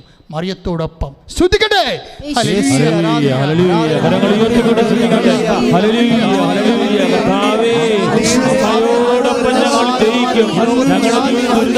സമർപ്പിച്ച് പ്രാർത്ഥിക്കുന്നു. Hallelujah, hallelujah, hallelujah. യേശുവേ ആരാധന. Hallelujah, hallelujah, hallelujah, hallelujah, hallelujah. രോഗസൗഖ്യത്തിന് വേണ്ടി പ്രാർത്ഥിക്കുന്ന സമയമാണ്. അച്ഛൻ പ്രാർത്ഥിക്കുന്ന ഓരോ സമയവും നിങ്ങളെ കർത്താവ് സ്പർശിക്കും. നിങ്ങൾ എനിക്ക് വേണ്ടി പ്രാർത്ഥിക്കണം. എന്തിനാ ഉദ്ദേശിക്കണമെന്ന് ചോദിച്ചു കഴിഞ്ഞാൽ, അച്ഛന് വചനം കിട്ടണം, പ്രാർത്ഥിക്കുമ്പോൾ വചനം കിട്ടണം. കർത്താവ് രോഗസൗഖ്യത്തിൻ്റെ മേഖലകളെ എനിക്ക് കാണിച്ചു തരണം. അതുപോലെ തന്നെ പ്രാർത്ഥിക്കുന്ന വ്യക്തികൾക്ക് സാന്ത്വനം ഉണ്ടാകണം, സമാശ്വാസം ഉണ്ടാകണം. കർത്താവ് എല്ലാവരെയും ഞങ്ങൾ ഈ സമയത്ത് ഓർക്കുകയാണ്. ഈശോ പലതരത്തിലുള്ള നെഞ്ചലച്ചിൽ അനുഭവിക്കുന്നവരെ ഇപ്പോഴും ധ്യാനം കൂടുന്നുണ്ട്. ഈശോ നെഞ്ചലച്ചിൽ കർത്താവ് നെഞ്ച് വിങ്ങുന്നവരെ, അവിടെ മുമ്പിൽ ഒരു സമാധാനം ഇല്ലാതെ ഇരിക്കുന്നവരെ അവരെ നീ ഇപ്പോഴും ഏറ്റെടുക്കണമെന്ന് പ്രാർത്ഥിക്കുന്ന കർത്താവേ. കർത്താവേ, നിൻ്റെ വിശുദ്ധ പൗരോഹിത്യത്തെ നീ മഹത്വപ്പെടുത്തണമെന്ന് പ്രാർത്ഥിക്കുന്നു. കർത്താവേ, സഭയിലുള്ള സാന്നിധ്യത്തെ നീ പ്രകടമാക്കണമെന്ന് പ്രാർത്ഥിക്കുന്നു. അമ്മേ, പരിശുദ്ധമ്മേ, ദേവമാതാവേ, എല്ലാ മക്കൾക്ക് വേണ്ടി മാധ്യസ്ഥം വഹിക്കണമേ എന്ന് പ്രാർത്ഥിക്കുന്നു. കർത്താവേ, നിന്റെ വിശുദ്ധ പൗരോഹിത്യത്തെ മഹത്വപ്പെടുത്തണമെന്ന് പ്രാർത്ഥിക്കുന്നു. കർത്താവേ, സഭയിലുള്ള സാന്നിധ്യം പ്രകടമാക്കണമെന്ന് പ്രാർത്ഥിക്കുന്നു. കർത്താവേ, 36 വർഷം ഞാൻ അർപ്പിച്ച കുർബാനയെ നീ അനുസ്മരിക്കണമെന്ന് പ്രാർത്ഥിക്കുന്നു. കർത്താവേ, 1986 മുതൽ തുടങ്ങിയ കൗൺസിലിങ്ങിലൂടെ കർത്താവേ നിൻ്റെ നാമത്തിൽ വിശ്വസിച്ചുകൊണ്ട് വളർന്നിട്ടുള്ള ജനങ്ങളെ നീ ഓർക്കണമെന്ന് പ്രാർത്ഥിക്കുന്നു. അങ്ങനെയെല്ലാം ഓർത്തുകൊണ്ട് കർത്താവേ ഇപ്പോൾ ഈ ആരാധന കൂടുന്നവരെ അനുഗ്രഹിക്കണമെന്ന് പ്രാർത്ഥിക്കുന്നു. ശ്രദ്ധിക്കട്ടെ. ഹല്ലേലൂയ. ഉന്നതമായ നാമത്തിൽ പ്രാർത്ഥിക്കുന്നു. എൻ്റെ കർത്താവിൻ്റെ ഉന്നതമായ നാമത്തിൽ പ്രാർത്ഥിക്കുന്നു. കുരിശേറ്റവൻ്റെ നാമത്തിൽ പ്രാർത്ഥിക്കുന്നു. കുരിശേറിയവൻ്റെ നാമത്തിൽ പ്രാർത്ഥിക്കുന്നു. മുറിവേറ്റ നാമത്തിൽ പ്രാർത്ഥിക്കുന്നു. കർത്താവ് മുൾക്കിടെ ചുഴിയുടെ നാമത്തിൽ പ്രാർത്ഥിക്കുന്നു. കുരിശിൽ തറച്ചവൻ്റെ നാമത്തിൽ പ്രാർത്ഥിക്കുന്നു. കുരിശിൽ തറഞ്ഞവൻ്റെ നാമത്തിൽ പ്രാർത്ഥിക്കുന്നു. കുരിശിൽ മരിച്ചവരുടെ നാമത്തിൽ പ്രാർത്ഥിക്കുന്നു. ഉയർത്തെഴുന്നേറ്റവരുടെ നാമത്തിൽ പ്രാർത്ഥിക്കുന്നു. യേശുവിന്റെ ഉന്നതമായ നാമത്തിൽ, യേശുവിന്റെ ഉന്നതമായ നാമത്തിൽ, യേശുവിന്റെ ഉന്നതമായ നാമത്തിൽ മാരക രോഗങ്ങള്, തിരവേദികള് ഈ നിമിഷം സൗഖ്യമാകട്ടെ. ശ്രുതിക്കട്ടെ, ശ്രുതിക്കട്ടെ, ശ്രുതിക്കട്ടെ.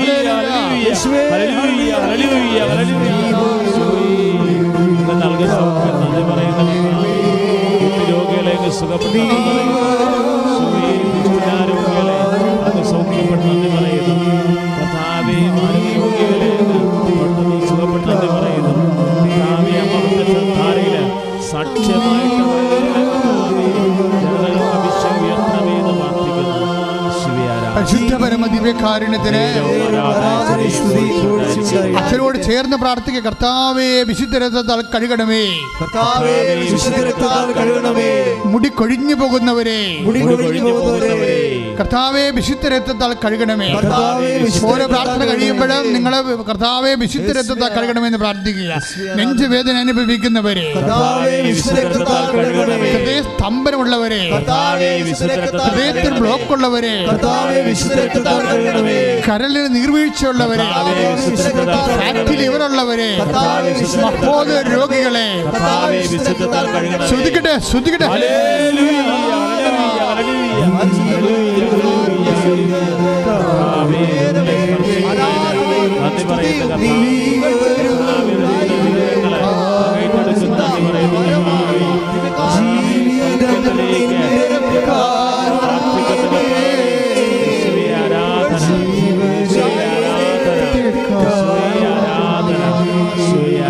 പരിശുദ്ധ പരമ ദിവ്യകാരുണ്യത്തിന് കർത്താവ് നടക്കുമ്പോൾ കിതപ്പുള്ളവരെ സംബന്ധിച്ച് പ്രാർത്ഥിക്കുന്ന ഈശോയെ, ഓരോരുത്തരെ കാണുമ്പോൾ കർത്താവ് വഴിയിൽ ഓരോരോ സ്ഥലത്ത് താങ്ങി പിടിച്ചുകൊണ്ട് പോകുന്നവരെ കണ്ടിട്ടുണ്ട് ഈശോയെ. തെങ്ങിലും അതുപോലെ തൂണിലുമൊക്കെ താങ്ങിക്കൊണ്ട് കർത്താവ് നടക്കാൻ വയ്യാത്തവരെ ഇപ്പോൾ സ്പർശിക്കണമെന്ന് പ്രാർത്ഥിക്കുന്ന ഈശോയെ. കർത്താവ് ഉറക്കം രാത്രി ഇല്ലാത്ത പ്രാർത്ഥന, കർത്താവ് ഞാൻ ഉറങ്ങിയിട്ട് ദിവസങ്ങളായി എന്ന് കരഞ്ഞുകൊണ്ട് കർത്താവ് കൃപാസനത്തിൽ പറയുന്നുണ്ട് ഈശോയെ. അവരെല്ലാം അവരെപ്പോലുള്ളവരെ സമർപ്പിക്കാൻ പ്രാർത്ഥിക്കണം. ഈശോ അവരെ സ്പർശിക്കണമേ കർത്താവ്.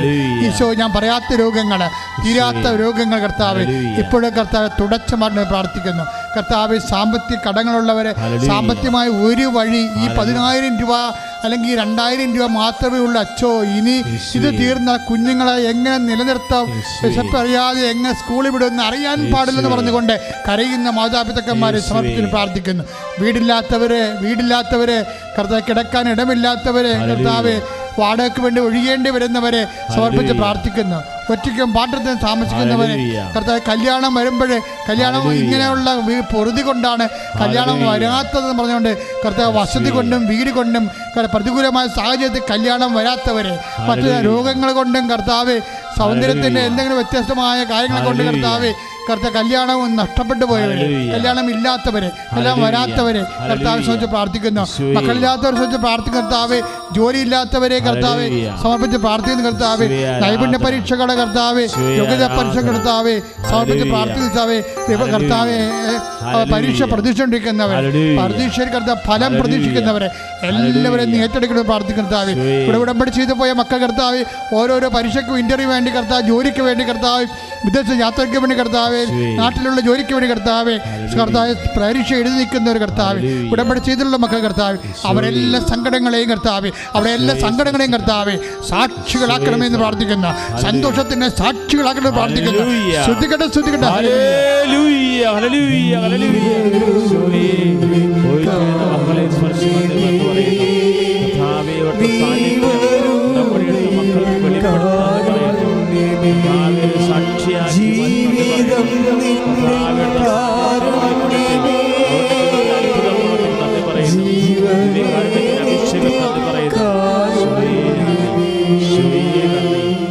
മനുഷ്യൻ മൗനമായി പ്രാർത്ഥിക്കേണ്ട സമയമാണ്. നിങ്ങളുടെ വ്യക്തിപരമായ ആവശ്യങ്ങൾ മൗനമായി പ്രാർത്ഥിക്കേണ്ട സമയമാണ്. ഇപ്പോൾ എഴുന്നേറ്റ് നിൽക്കുന്നവർ മുട്ട എന്നുകൊണ്ട് കൈകൾ കൂപ്പി ആശീർവാദം സ്വീകരിക്കാൻ വേണ്ടി ശിരസ് നമിച്ചുകൊണ്ട് വ്യക്തിപരമായ കുടുംബപരമായ ആവശ്യങ്ങൾക്ക് വേണ്ടി മൗനമായി പ്രാർത്ഥിക്കുക. അച്ഛൻ ജയിലിൽ കിടക്കുന്ന വ്യക്തികളെ പ്രത്യേകിച്ച് ഇപ്പോൾ ഓർക്കുന്നുണ്ട്. അതുപോലെ തന്നെ പല സാമ്പത്തിക ഈ സർട്ടിഫിക്കറ്റുകൾ കുരുങ്ങിപ്പോയവർ, ഇല്ലാത്തവർ, ജോലി രേഖകൾ നഷ്ടപ്പെട്ടവർ, അതിൻ്റെ കാലാവധി കഴിഞ്ഞവർ, പുറത്തിറങ്ങാൻ പറ്റാതെ ഇരിക്കുന്നവർ, വിദേശത്തായാലും സ്വദേശത്തായാലും അവരെല്ലാം സമർപ്പിച്ച് പ്രാർത്ഥിക്കുന്നു. വ്യക്തിപരമായ ആവശ്യങ്ങൾക്ക് വേണ്ടി മൗനമായി പ്രാർത്ഥിക്കട്ടെ. സമാപന ആശീർവാദം സ്വീകരിക്കാം. Hallelujah, hallelujah. യേശുവേ ആരാധന. Hallelujah, hallelujah, hallelujah. ഇതാ ദിവ്യകാരുണ്യ ഈശോ നമ്മളെ ആശീർവദിക്കാൻ പോവുകയാണ്. ഉടമ്പടിയിൽ സമര നിയോഗങ്ങളെല്ലാം ഈശോയുടെ സന്നിധിയിൽ ഓർത്ത് പ്രാർത്ഥിക്കുകയാണ്. ഇരുകരങ്ങൾ ഉയർത്തിപ്പിടിച്ചുകൊണ്ട് അതിശക്തമായിട്ട് സ്തുതിക്കട്ടെ. ഇതാ ഈശോ നിങ്ങൾ ഓരോരുത്തരെയും ആശീർവദിക്കുക. നിങ്ങളുടെ ഉടമ്പടി നിയോഗങ്ങളുടെ മേൽ കർത്താവിന്റെ കൃപ ചൊരിയപ്പെടുകയാണ്. ഓൺലൈൻ ഉടമ്പടി എടുത്ത് പ്രാർത്ഥിക്കുന്നവര്, ഉടമ്പടി പുതുക്കി പ്രാർത്ഥിക്കുന്നവര്, ലൈറ്റ് ക്യാൻഡിൽ പ്രയർ റിക്വസ്റ്റ് പ്രാർത്ഥിക്കുന്നവര്, ഈ ശുശ്രൂഷ ലോകത്തിന്റെ നാനാഭാഗങ്ങളിൽ നിന്ന് നിയോഗം അർപ്പിച്ച് പ്രാർത്ഥിക്കുന്നവരെ ഇതാ ദിവ്യകാരുണ്യത്തിന്റെ അഭിഷേകം ചൊരിയപ്പെടുകയാണ്. കർത്താവ് അവരെ സ്പർശിക്കുകയാണ്. മാരക രോഗികളെയും ദുരിതം അനുഭവിക്കുന്നവരെയും ഈശോ സ്പർശിക്കുകയാണ്. ഇന്ന് ദിവ്യകാരുണ്യ ആരാധനയില് ബഹുമാനപ്പെട്ട ജോസഫ് അച്ഛൻ പ്രാർത്ഥിച്ച ഓരോ നിയോഗങ്ങളെയും ഹൃദയത്തിലേറ്റ് പ്രാർത്ഥിക്കുന്നവരെ കർത്താവ് ഇപ്പോൾ ദിവ്യകാരുണ്യത്താല് സ്പർശിച്ച് സൗഖ്യപ്പെടുത്തുകയാണ്. ദൈവത്തിന്റെ ശക്തി അവരിലേക്ക് നിറയുകയാണ്. ദൈവത്തിന്റെ കൃപ അവരിലേക്ക് ചൊരിയപ്പെടുകയാണ്. ഈ ശുശ്രൂഷയിൽ പങ്കെടുക്കുന്ന ഓരോ മക്കളും അത് പിന്നീട് കണ്ട് പ്രാർത്ഥിക്കുന്നവരെയും കർത്താവ് സ്പർശിക്കുകയാണ്. ടെലിവിഷൻ ചാനലിലൂടെ ദിവ്യകാരുണ്യ ആരാധനയിൽ പങ്കെടുത്ത് കൃപാസന ദിവ്യകാരുണ്യ ആരാധനയിൽ ഏകദിന ഉപവാസ ഉടമ്പടി ധ്യാനത്തിൽ പങ്കെടുക്കുന്നവരെ ഈശോ സ്പർശിക്കുകയാണ്. തിരുസഭയുടെ മേൽ കർത്താവിന് കൃപ ചൊരിയാണ്. കൃപാസന പ്രത്യക്ഷയായ പരിശുദ്ധമ്മയുടെ പ്രത്യക്ഷീകരണം തിരുസഭ ഏറ്റെടുക്കുവാനായിട്ട് പ്രാർത്ഥിക്കുന്നു. കർത്താവേ, ലോകത്തിന് നാനാഭാഗങ്ങളിൽ നിന്ന് പ്രാർത്ഥിക്കുന്നവരെ ഈശോ ദിവ്യകാരുണ്യത്താൽ ആശീർവദിക്കുകയാണ്. അവിടെ രോഗങ്ങള്, ദുരിതങ്ങള്, കടങ്ങള്, ജീവിത വിഷയങ്ങള് ഈശോ സ്പർശിക്കുകയാണ്. Hallelujah, hallelujah. ഈശോയെ നന്ദി കർത്താവേ, സൗഖ്യത്തിന് നന്ദി കർത്താവേ. Hallelujah, hallelujah. ശിരസ് നമിച്ച് പരിശുദ്ധ പരമ ദിവ്യകാരുണ്യ ഈശോയ്ക്ക് നമ്മളെ ആശീർവദിച്ച പരിശുദ്ധ പരമ ദിവ്യകാരുണ്യ ഈശോയ്ക്ക് പരിശുദ്ധ പരമ ദിവ്യകാരുണ്യ ഈശോയ്ക്ക്. പ്രിയമുള്ളവരെ, കൃപാസനത്തു നിന്നുള്ള പ്രത്യേകമായ അറിയിപ്പ്. കൃപാസനത്തിൽ വന്ന് ഉടമ്പടി എടുക്കുവാനും പുതുക്കുവാനും മുൻകൂർ രജിസ്റ്റർ ചെയ്യണം. രജിസ്റ്റർ ചെയ്യേണ്ട നമ്പർ 8138 04 51 98. രണ്ടാമത്തെ നമ്പർ 98 47 48 15 87. മൂന്നാമത്തെ നമ്പർ 90 74 68 45 74. ഈ നമ്പറുകൾ വിളിച്ചിട്ട് നിങ്ങൾക്ക് സൗകര്യപ്പെടുന്ന ഡേറ്റ് നിങ്ങൾക്ക് മുൻകൂർ രജിസ്റ്റർ ചെയ്ത് കൃപാസനത്തിൽ വന്ന് ഉടമ്പടി എടുത്ത് പ്രാർത്ഥിക്കാവുന്നതാണ്. കൃപാസനത്തിൻ്റെ മറ്റൊരു പ്രധാനപ്പെട്ട പ്രോജക്റ്റാണ് അമ്മയ്ക്കൊരു മുറി, എൻ്റെ സ്വന്തം പ്രാർത്ഥനാമുറി. അനേകർക്ക് കൃപാസനത്തിൽ വന്ന് താമസിച്ചൊക്കെ പ്രാർത്ഥിക്കുവാനും അനുഗ്രഹം തേടുവാനും ആഗ്രഹിക്കുന്നവരുണ്ട്. അപ്പം അങ്ങനെ ആഗ്രഹിക്കുന്നവർക്ക് പ്രത്യേകമായിട്ടുള്ള ഒരു പ്രോജക്റ്റാണ് കൃപാസനം ഒരുക്കിയിരിക്കുന്നത്. ഇതിനെ കുറിച്ച് കൂടുതൽ അറിയുവാനും അതിനെക്കുറിച്ച് മനസ്സിലാക്കുവാനും ആഗ്രഹിക്കുന്നവർക്ക് ബന്ധപ്പെടാവുന്നതാണ്, കൃപാസനവുമായിട്ട് ബന്ധപ്പെടാവുന്നതാണ്. മരിയൻ റോസറി ഗാർഡനിൽ അവർക്ക് വേണ്ടി പ്രത്യേകമുള്ള സംവിധാനങ്ങൾ ചെയ്യപ്പെടും. അതിൻ്റെ വിശദ വിവരങ്ങൾക്ക് 99 61 30 68 15 എന്ന നമ്പറിൽ ബന്ധപ്പെടാവുന്നതാണ്. കൃപാസനത്തിൽ അനുദിനം പ്രാർത്ഥന നിയോഗങ്ങൾ വിളിച്ചു പറഞ്ഞ് പ്രാർത്ഥന ആവശ്യം അനുഗ്രഹമാക്കി മാറ്റാൻ ആഗ്രഹിക്കുന്നവർ അവർ വിളിക്കേണ്ട നമ്പർ 90 74 68 45 74. രണ്ടാമത്തെ നമ്പർ 62 35 39 81 98. മൂന്നാമത്തെ നമ്പർ 62 82 03 76 69. നാലാമത്തെ നമ്പർ 90 72 04 74 84.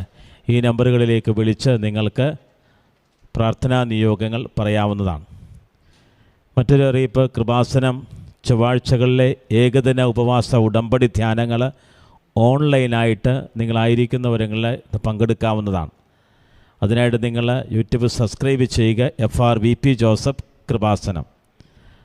ശുശ്രൂഷ സമയം എല്ലാ ചൊവ്വാഴ്ചകളിലും 11:30 മണി മുതൽ 1:30 മണി വരെയാണ്. ശുശ്രൂഷയിൽ നിങ്ങൾ പങ്കെടുത്ത് പ്രാർത്ഥിക്കുക.